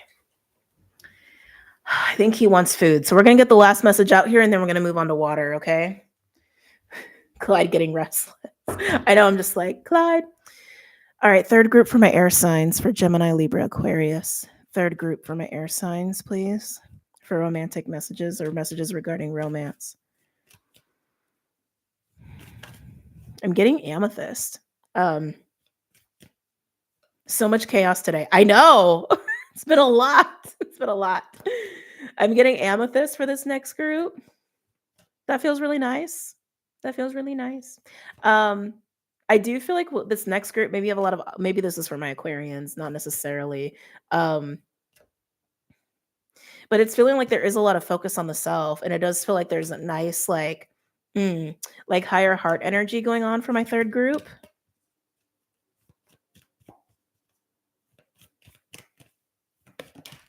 Let's see what we have here.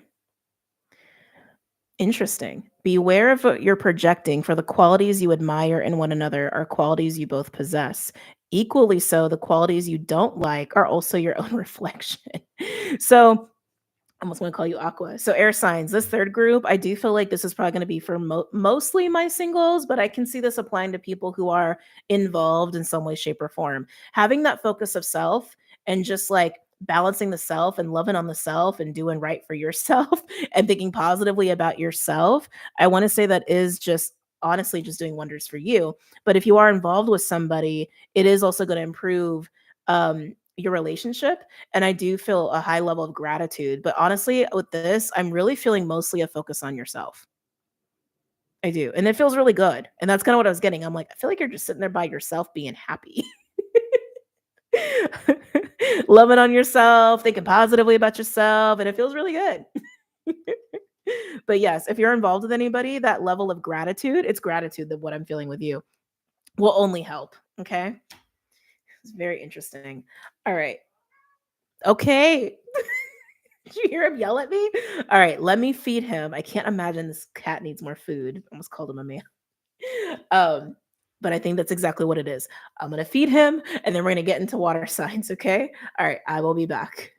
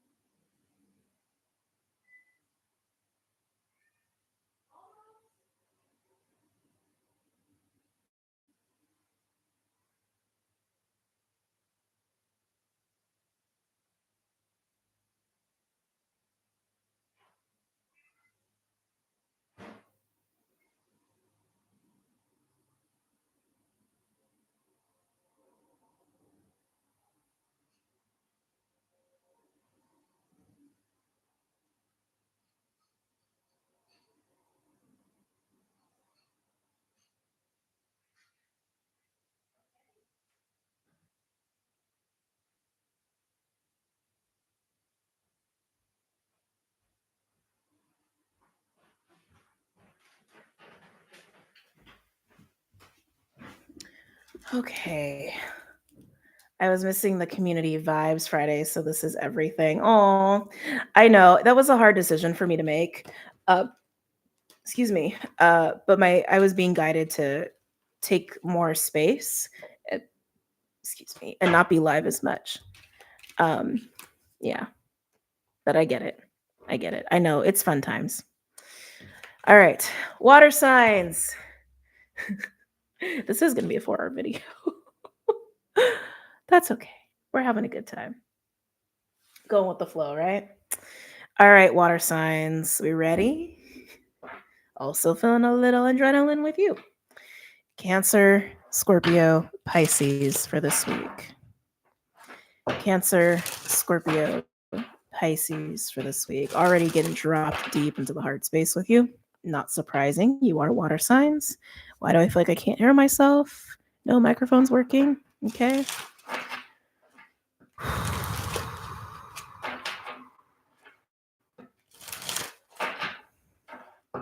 Cancer, Scorpio, Pisces. Cancer, Scorpio, Pisces. Some of you guys may be trying to hold. I just keep getting a holding with you. I want to say that's just kind of like trying to regulate yourself emotionally. Nothing wrong with that. It's actually very healthy.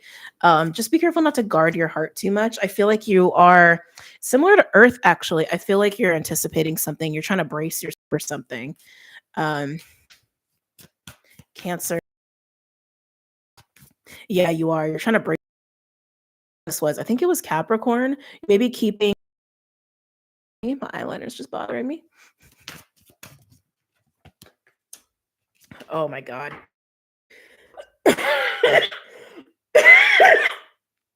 Of course, this.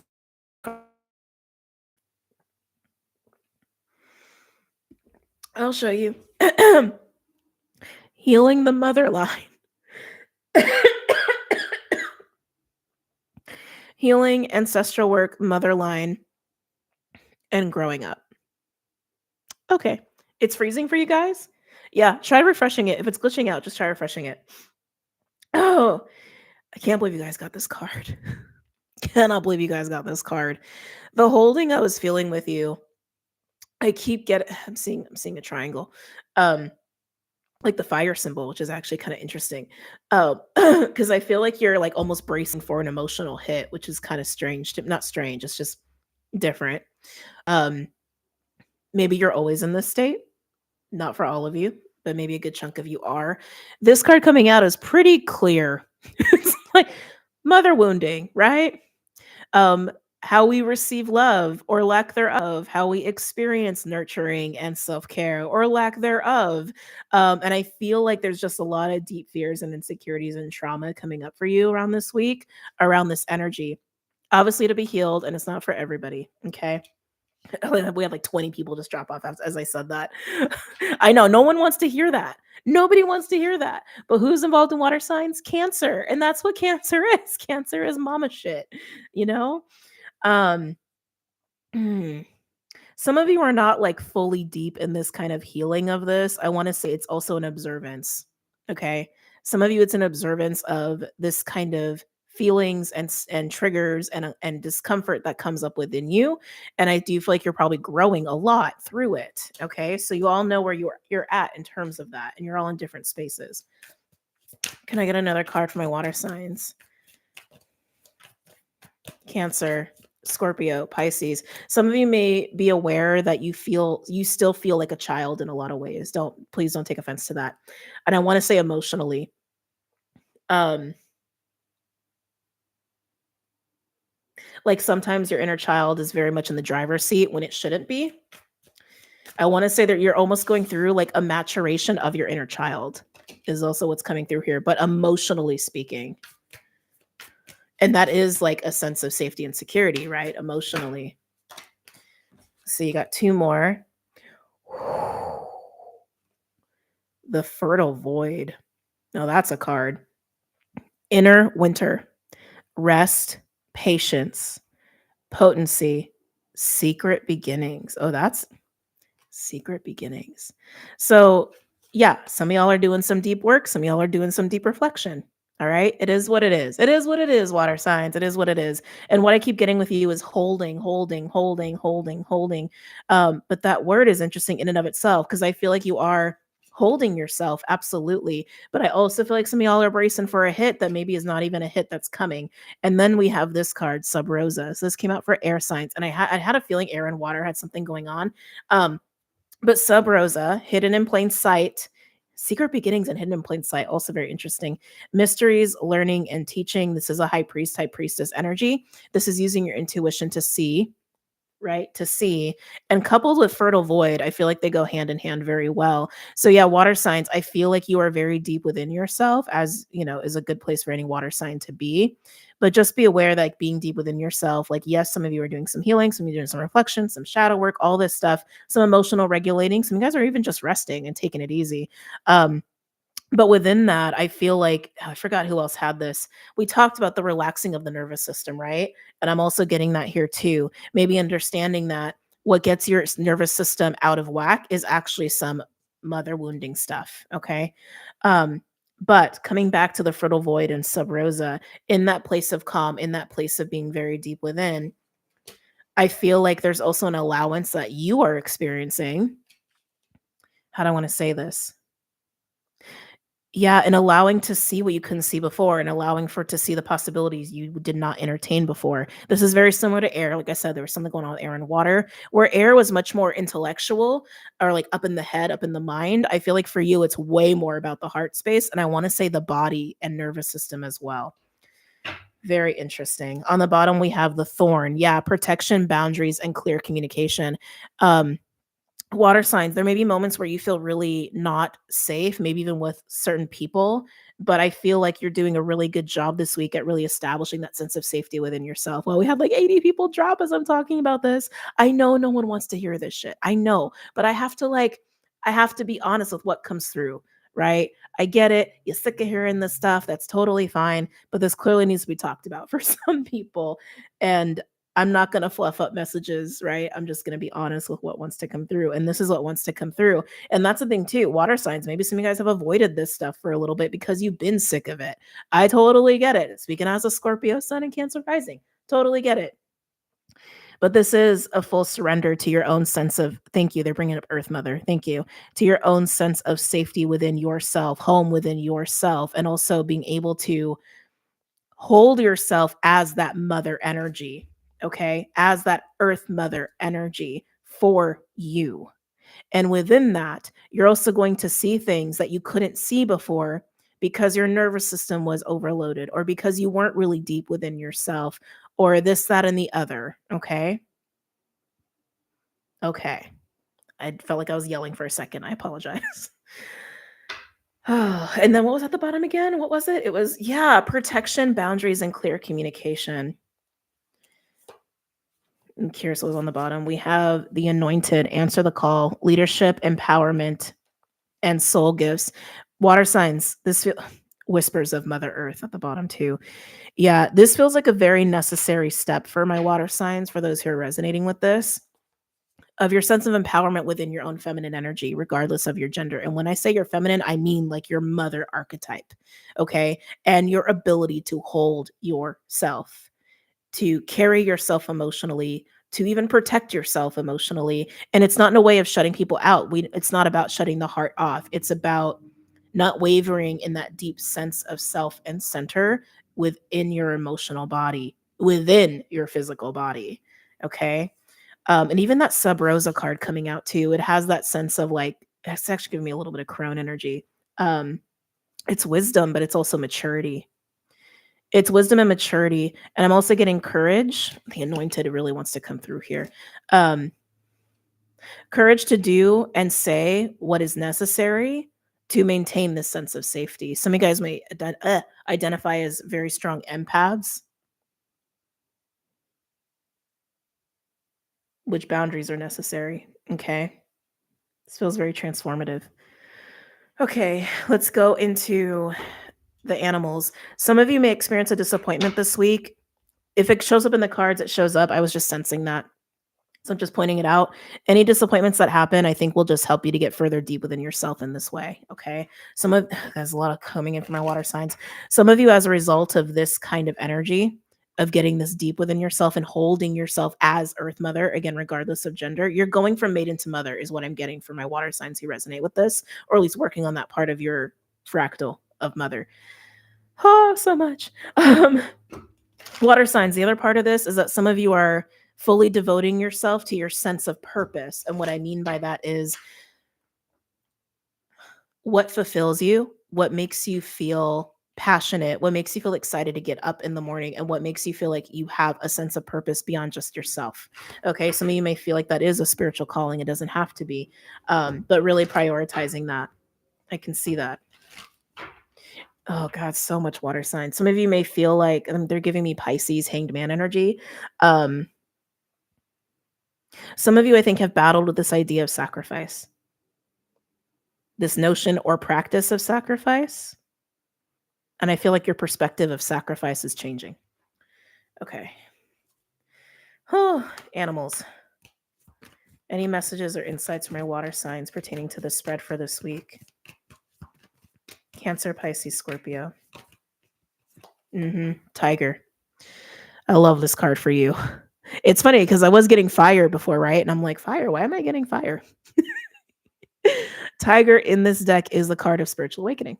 It's also divine feminine wisdom. It's also ferocity and passion and sensuality. Um, I feel like this is you embracing all of this purely for yourself. It's interesting because it's like, I do feel like there are people around you or people that you deal with, but this is very clearly all about you, water signs.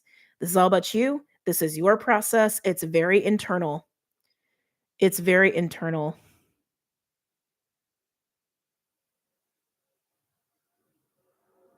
And some of you may have disappointments that again push you into this state because it's just necessary for you at this time. I keep hearing it's a very important step for you in your development. And for my mystics, especially as a mystic. They're bringing up talents and skills. I feel also that's part of your devotion. Devotion is a big word for you as well. That may be coming up for you this week, making the very conscious decision, intentional decision to devote yourself to your own skills and your talents. But I also want to say, discovering some as well. Discovering some.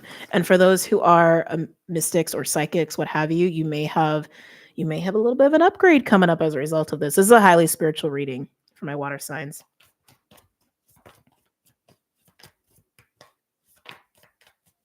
Yeah, I just about to say free yourself, and then Phoenix came out. Some of you guys are needing to free yourself of some ancestral binds is the word that wants to come through. I'm not going to use the word curses because I think there's just some weird magic there with that word.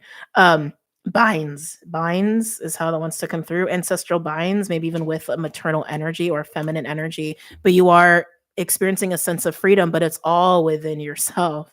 It's all within yourself. It's all for yourself. This is also giving again alchemy and rebirth, which also happened with air. So again, something with air and water happening here. Some of you are also finding a new sense of liberation in your sexual energy, and I'm hearing sexual empowerment. Some of you, oh, interesting. Some of you guys are going to start getting involved in tantra or embracing that. Obviously, use your discernment to not fall into distortion with that or deal with people who are in distortion with that. Like I'm even getting pole dancing. Hawk. I love that this is out here for you. You may be seeing hawks or you may be seeing hawks. I just wanted to be said. You could be working with Horus as well. Hawk is a card that comes out when we are being guided, like very intentionally. So I'm getting the words omens and signs and paying attention to that. This has been okay. So for some of you, this energy has been around. There's been like a guiding energy that's been trying to get you to see something or go in a certain direction. You haven't been able to because you've needed to go deep in this way within yourself in order to expand and open up in this way to see this. We have Dolphin at the bottom too. Dolphin's been coming out for everybody. A lot of fire in your reading. Look at this. Some of you guys may be working with Ishtar, Sekhmet, Kali, Pele. There's a lot of goddesses coming through here. Maybe even just multiple feminine deities and their archetypes. But I want to say, hi, buddy. But I want to say very fiery ones. What? Did you enjoy your food? I hope you did because you interrupted my work for it. God, there's so much water signs. There's so much here. Isis is also coming through. Some of you may start to become aware of wings or your wings, angelic wings. These are seraphim. These are terms that are coming through. Lyran's also coming through. Yeah, the water signs. You're in for a week of exploring a lot of realms of self and liberation and alchemy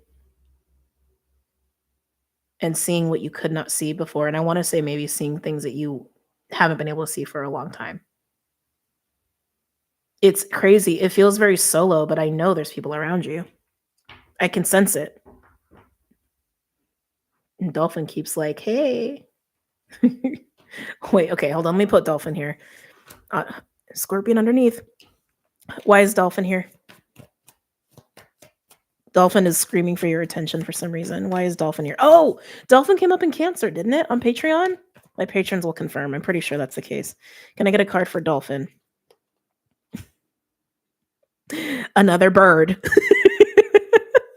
Owl, a psychic bird at that. High priestess, high priest energy.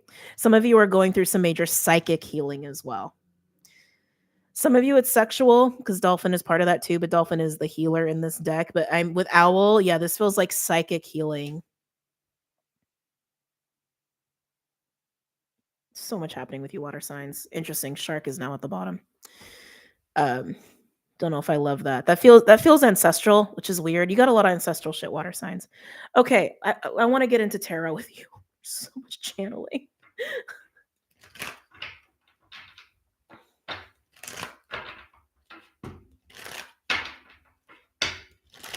Any messages or insights for my water signs pertaining to the spread for this week?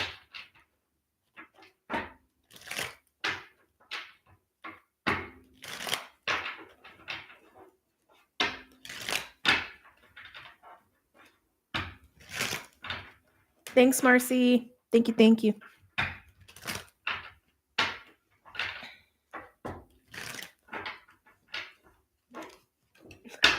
Cards are getting sticky with you, water signs. Okay. Any messages or insights for my water signs for this week? Seven of Wands, not what I expected. This is Mars Leo energy. This is boundaries. Yeah, this is boundaries. Someone could have really strong boundaries with you. If that's the case, you're matching their energy. I see. Yeah. Yeah, if someone's being defensive with you, you're matching their energy, and I want to say you're actually not giving energy. But I know boundaries are happening for you. You're definitely setting boundaries. Any messages or insights for my water signs? Cancer, Pisces, Scorpio. Oh my God. Mhm. Yeah. Do not come close to me. Is what that says. That's what that screams. Don't you dare take a step towards me. Back it up. That's totally what that's screaming. Seven of Wands and Four of Pentacles. This is I am protecting myself. Oh, again, some of you could be dealing with somebody like this. And if that's the case, again, I see you matching their energy and just going within yourself anyway. But I know some of you are putting some strong boundaries in play. They're bringing up the heart space though. Again, I think in a lot of this, energy, I know I channeled a lot for you guys. There's a group of you that is realizing how much you have guarded your heart for this sense of safety, but that's not true safety, right? And this is what you're working through, is how to have that sense of true emotional safety without keeping your heart guarded. Okay.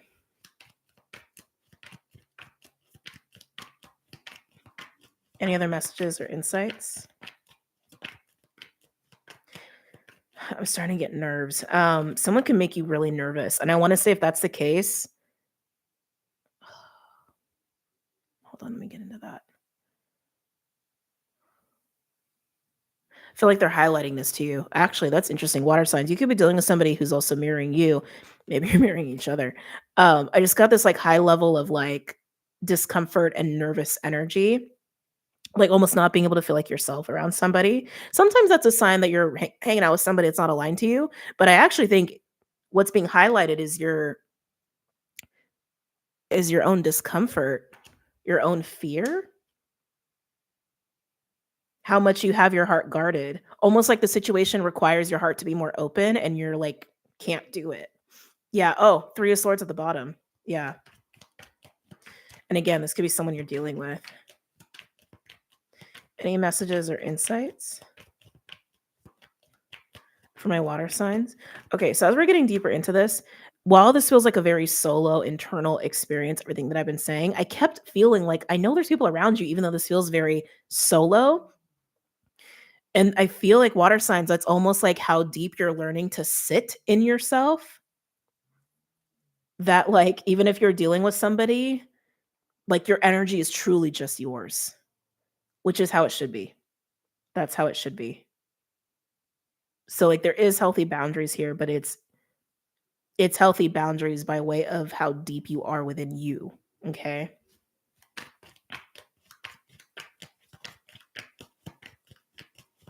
So yeah, some of you could be spending a lot of time alone this week, but some of you, because of this like mastery of that skill I just described, you could still be dealing with people, but just practicing being so deep within.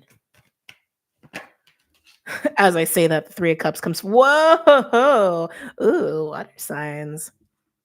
Ooh. If you have any air in your chart, you should definitely watch the air reading because you and air signs got something going on. Look at this shit that just came out here. Three of Cups, Knight of Cups, and Judgment.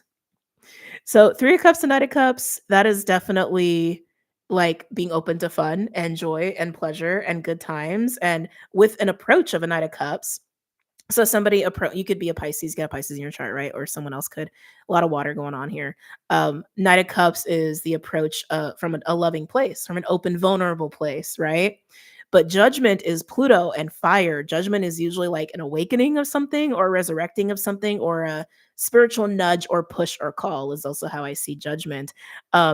And I want to say it's a feeling of pay attention is actually what this is. Like pay attention to Knight of Cups, Three of Cups energy. Pay attention to people who approach you in this way, who approach you with openness and receptivity because they're ready to receive and they're ready to give, right? And all that's needed for there to be balance is for you to be open to it as well.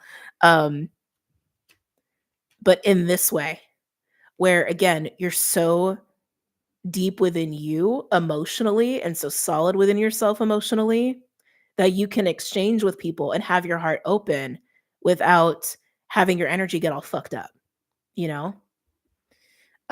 If you're dealing with somebody who is like closed off like this, they could, and especially if they have water in the chart, they could be going through this as well. And they could actually be learning to open their heart at this time. Okay. And what I got excited about when I looked at the bottom, Queen of Wands, which is actually my card for the Tiger, which is your first card that you had. Queen of Wands, Nine of Swords, the Star, and the Ten of Cups. That's definitely healing that's taking place over worries of having this kind of passion and having this kind of fun in your life. Okay. Whew. Any other messages or insights for my water signs? Oh my goodness. Oh my goodness. Knight of Wands and the Four of Wands. Knight of Wands is Sag. It is fire, obviously. It's fire on fire on fire with the Four of Wands. Aries energy with the Four of Wands as well. This is a passionate bolt to the Four of Wands is what that feels like to me. That could be to a relationship. That could be to a shared foundation. That's how I look at the Four of Wands. It is my door to stability and abundance and celebrations, but it's also foundations we share with other people, like a household or a relationship of any kind. And it just feels like when you get to this place within yourself, or if you're dealing with somebody and they get to this place within themselves, maybe even both of you, there's a little bit of mirroring, I think, going on for some of you. That sense of openness allows for a lot of passion, a lot of love, a lot of exchange, a lot of shared building as well, and shared experiences. And with Judgment being here, it's a call to that. It's awakening that. It's bringing that to the surface. And like I said, too, you also have a lot of energy here with the Phoenix of awakening this up within you and alchemy taking place to kind of get you in that position to have your heart open, but have yourself solid in your own energy. So you can exchange again without getting your energy all messed up. And same with this person. If you're dealing with another person, yeah, this is still at the bottom. Any other messages or insights? Yeah, and there's the exchange. Six of Pentacles. Ooh, water signs. All right, I think that speaks for itself. Just peeking at the bottom. Now remember, if you have any disappointments this week, it's just going to help you get into this within this energy within yourself, this state within yourself, and it's going to bring in other situations and relationships anyway. If you have some sort of disappointment with relationships this week. All right. Let's get into the romantic messages from my water signs after a little water.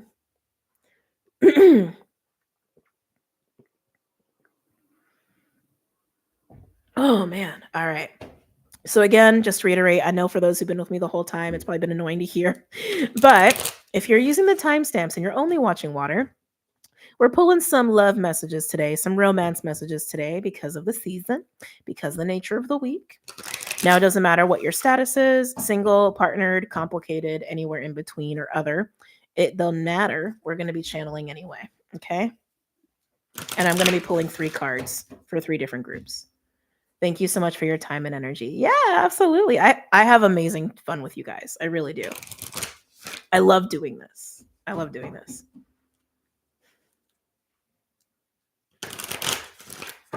Any messages or insights for my water signs? One more. Okay. Cancer, Pisces, Scorpio. Oh, excuse me.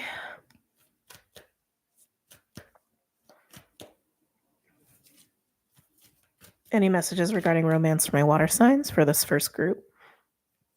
Oh.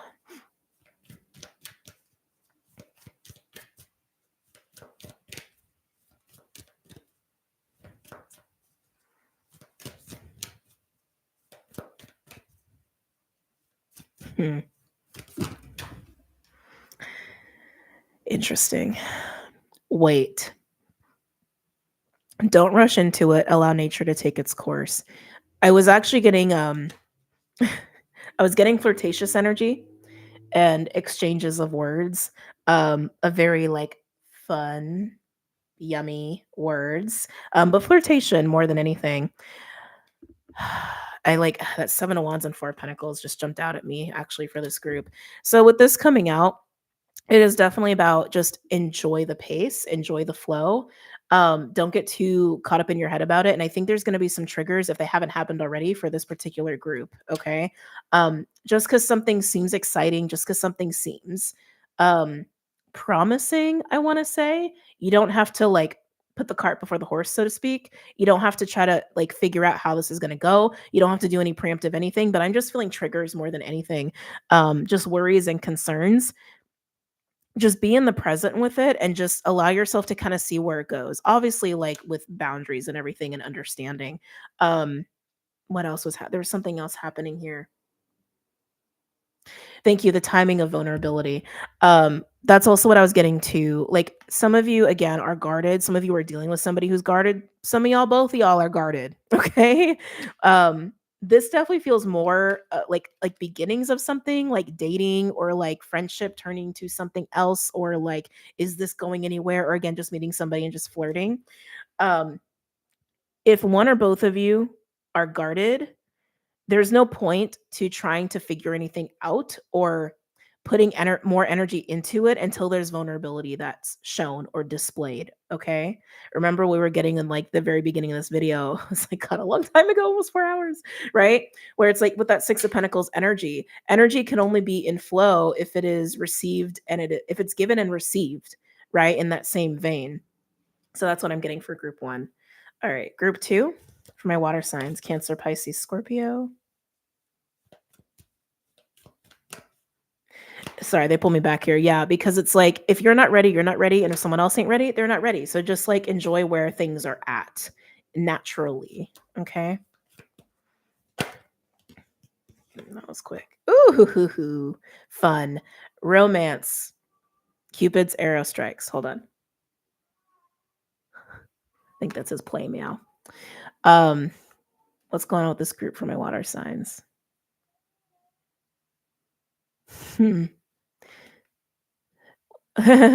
When the moment happens is what I'm hearing. When the moment happens, you'll know. When the moment shows itself, you'll know. What moment? They said they will know. Okay. So ominous. And they said that's the point. That's the point. Water signs. There's a group of you that has kind of a surprising moment happening. I'm trying to get like some of you, it's meeting somebody. Some of you, it's just a moment that you're sharing with somebody that you've been involved with. So I'm getting it both ways. You'll know. Some of you, it's the right moment where like you actually know how someone really feels. Some of you, it's like just like the right moment when you know exactly what needs to be said in that moment, and it leads to some sort of vulnerability that's shared with you and another person. Some of you, it's actually meeting somebody and you're just going to know that like, oh shit, this person's going to be important in my life. Like you just know. Can I get another on that one? That one's so intriguing. Can I get another on romance for that group, for the second group?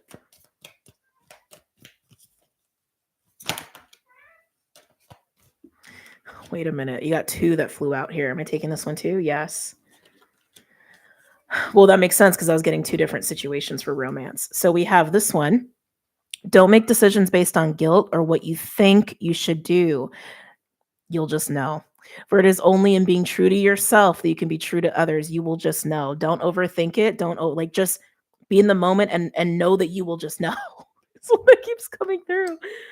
And then this one, the past is now behind you. Release it and embrace new possibilities. A new path is now available to you. Follow it with faith. I mean, both of these again are very much like you'll just know, you'll just know, you'll just know. Don't overthink it. I feel like this one, I feel like this is for people who are already involved. Don't make decisions based on guilt or what you think you should do, for it is only being true to yourself that you can be true to others. And I want to say it's a moment of honesty, which is going to lead to a moment of vulnerability and shared truth. And then you may be surprised at where that leads to you. And this one feels like more like meeting somebody or running into somebody. And I think this is for people who I was sensing that disappointment with. The past is now behind you. Release it and embrace new possibilities. A new path is now available to you. Follow it with faith. Yeah, if you're going to meet somebody, you're going to know, don't question it. Like you're going to know like, oh, this person is significant. Don't question it. Yeah, especially if you had some recent disappointment. Don't question it. Don't question it. Just feel and know. Just be the water sign, man. Be the water sign. You all are very intuitive. You know how it is. All right. Final group for my water signs. Cancer, Pisces, Scorpio. Fun. Some of you guys may be getting a gift. Makes sense. Valentine's Day is this week. Also, Leos are gift givers typically in this full moon Leo. They're showing me the gift card from the Kipper Lenormand deck, actually.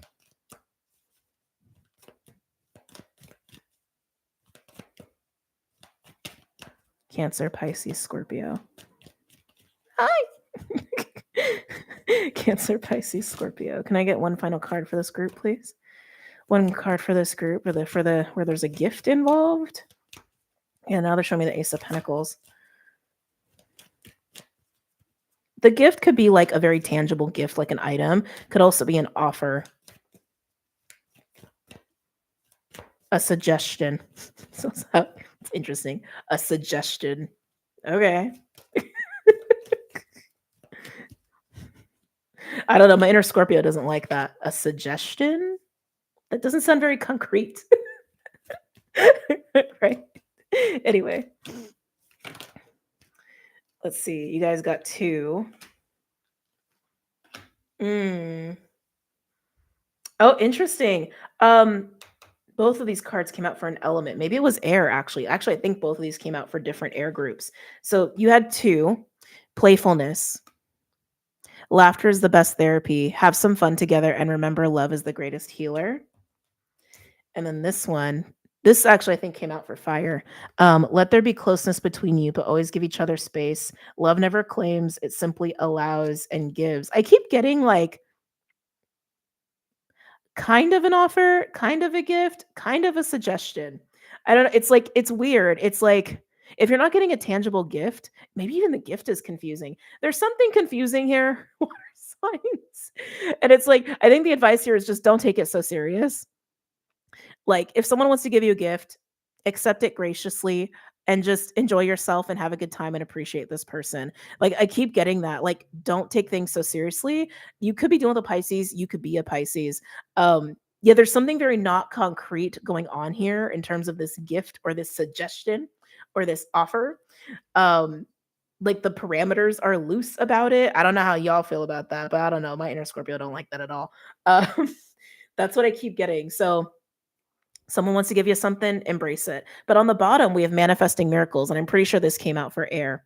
Your dream is soon to become reality. Trust your heart and continue to follow its guidance. Yeah, it's like it's giving me enjoy the ride. I hate to say don't take this person seriously, but that's kind of what it's giving. Like, don't take this situation too seriously. Know your limits, know your parameters, know your needs, and be clear. But yeah, don't yeah, that's totally what it's giving. Don't take this person so seriously, but doing that, you may be surprised at where it leads. Yeah, give thanks for the blessings of love soon to come your way. Know that you deserve to be and have all that your heart truly desires. And then passion, a magnetic, seductive quality surrounds you at present. Enjoy it. A message for you. I'm thinking of you this very moment. Your love fills me with light. I love you. Yeah. So, water signs, I think whoever you're dealing with in this third group here, God, these messages. I'm going to show you to one at a time as I'm talking. You can read as I'm talking. Okay. Yeah. I think whoever it is that you're dealing with here, that might just be their style, or that just might be how they are. Like maybe they need to take things kind of slow.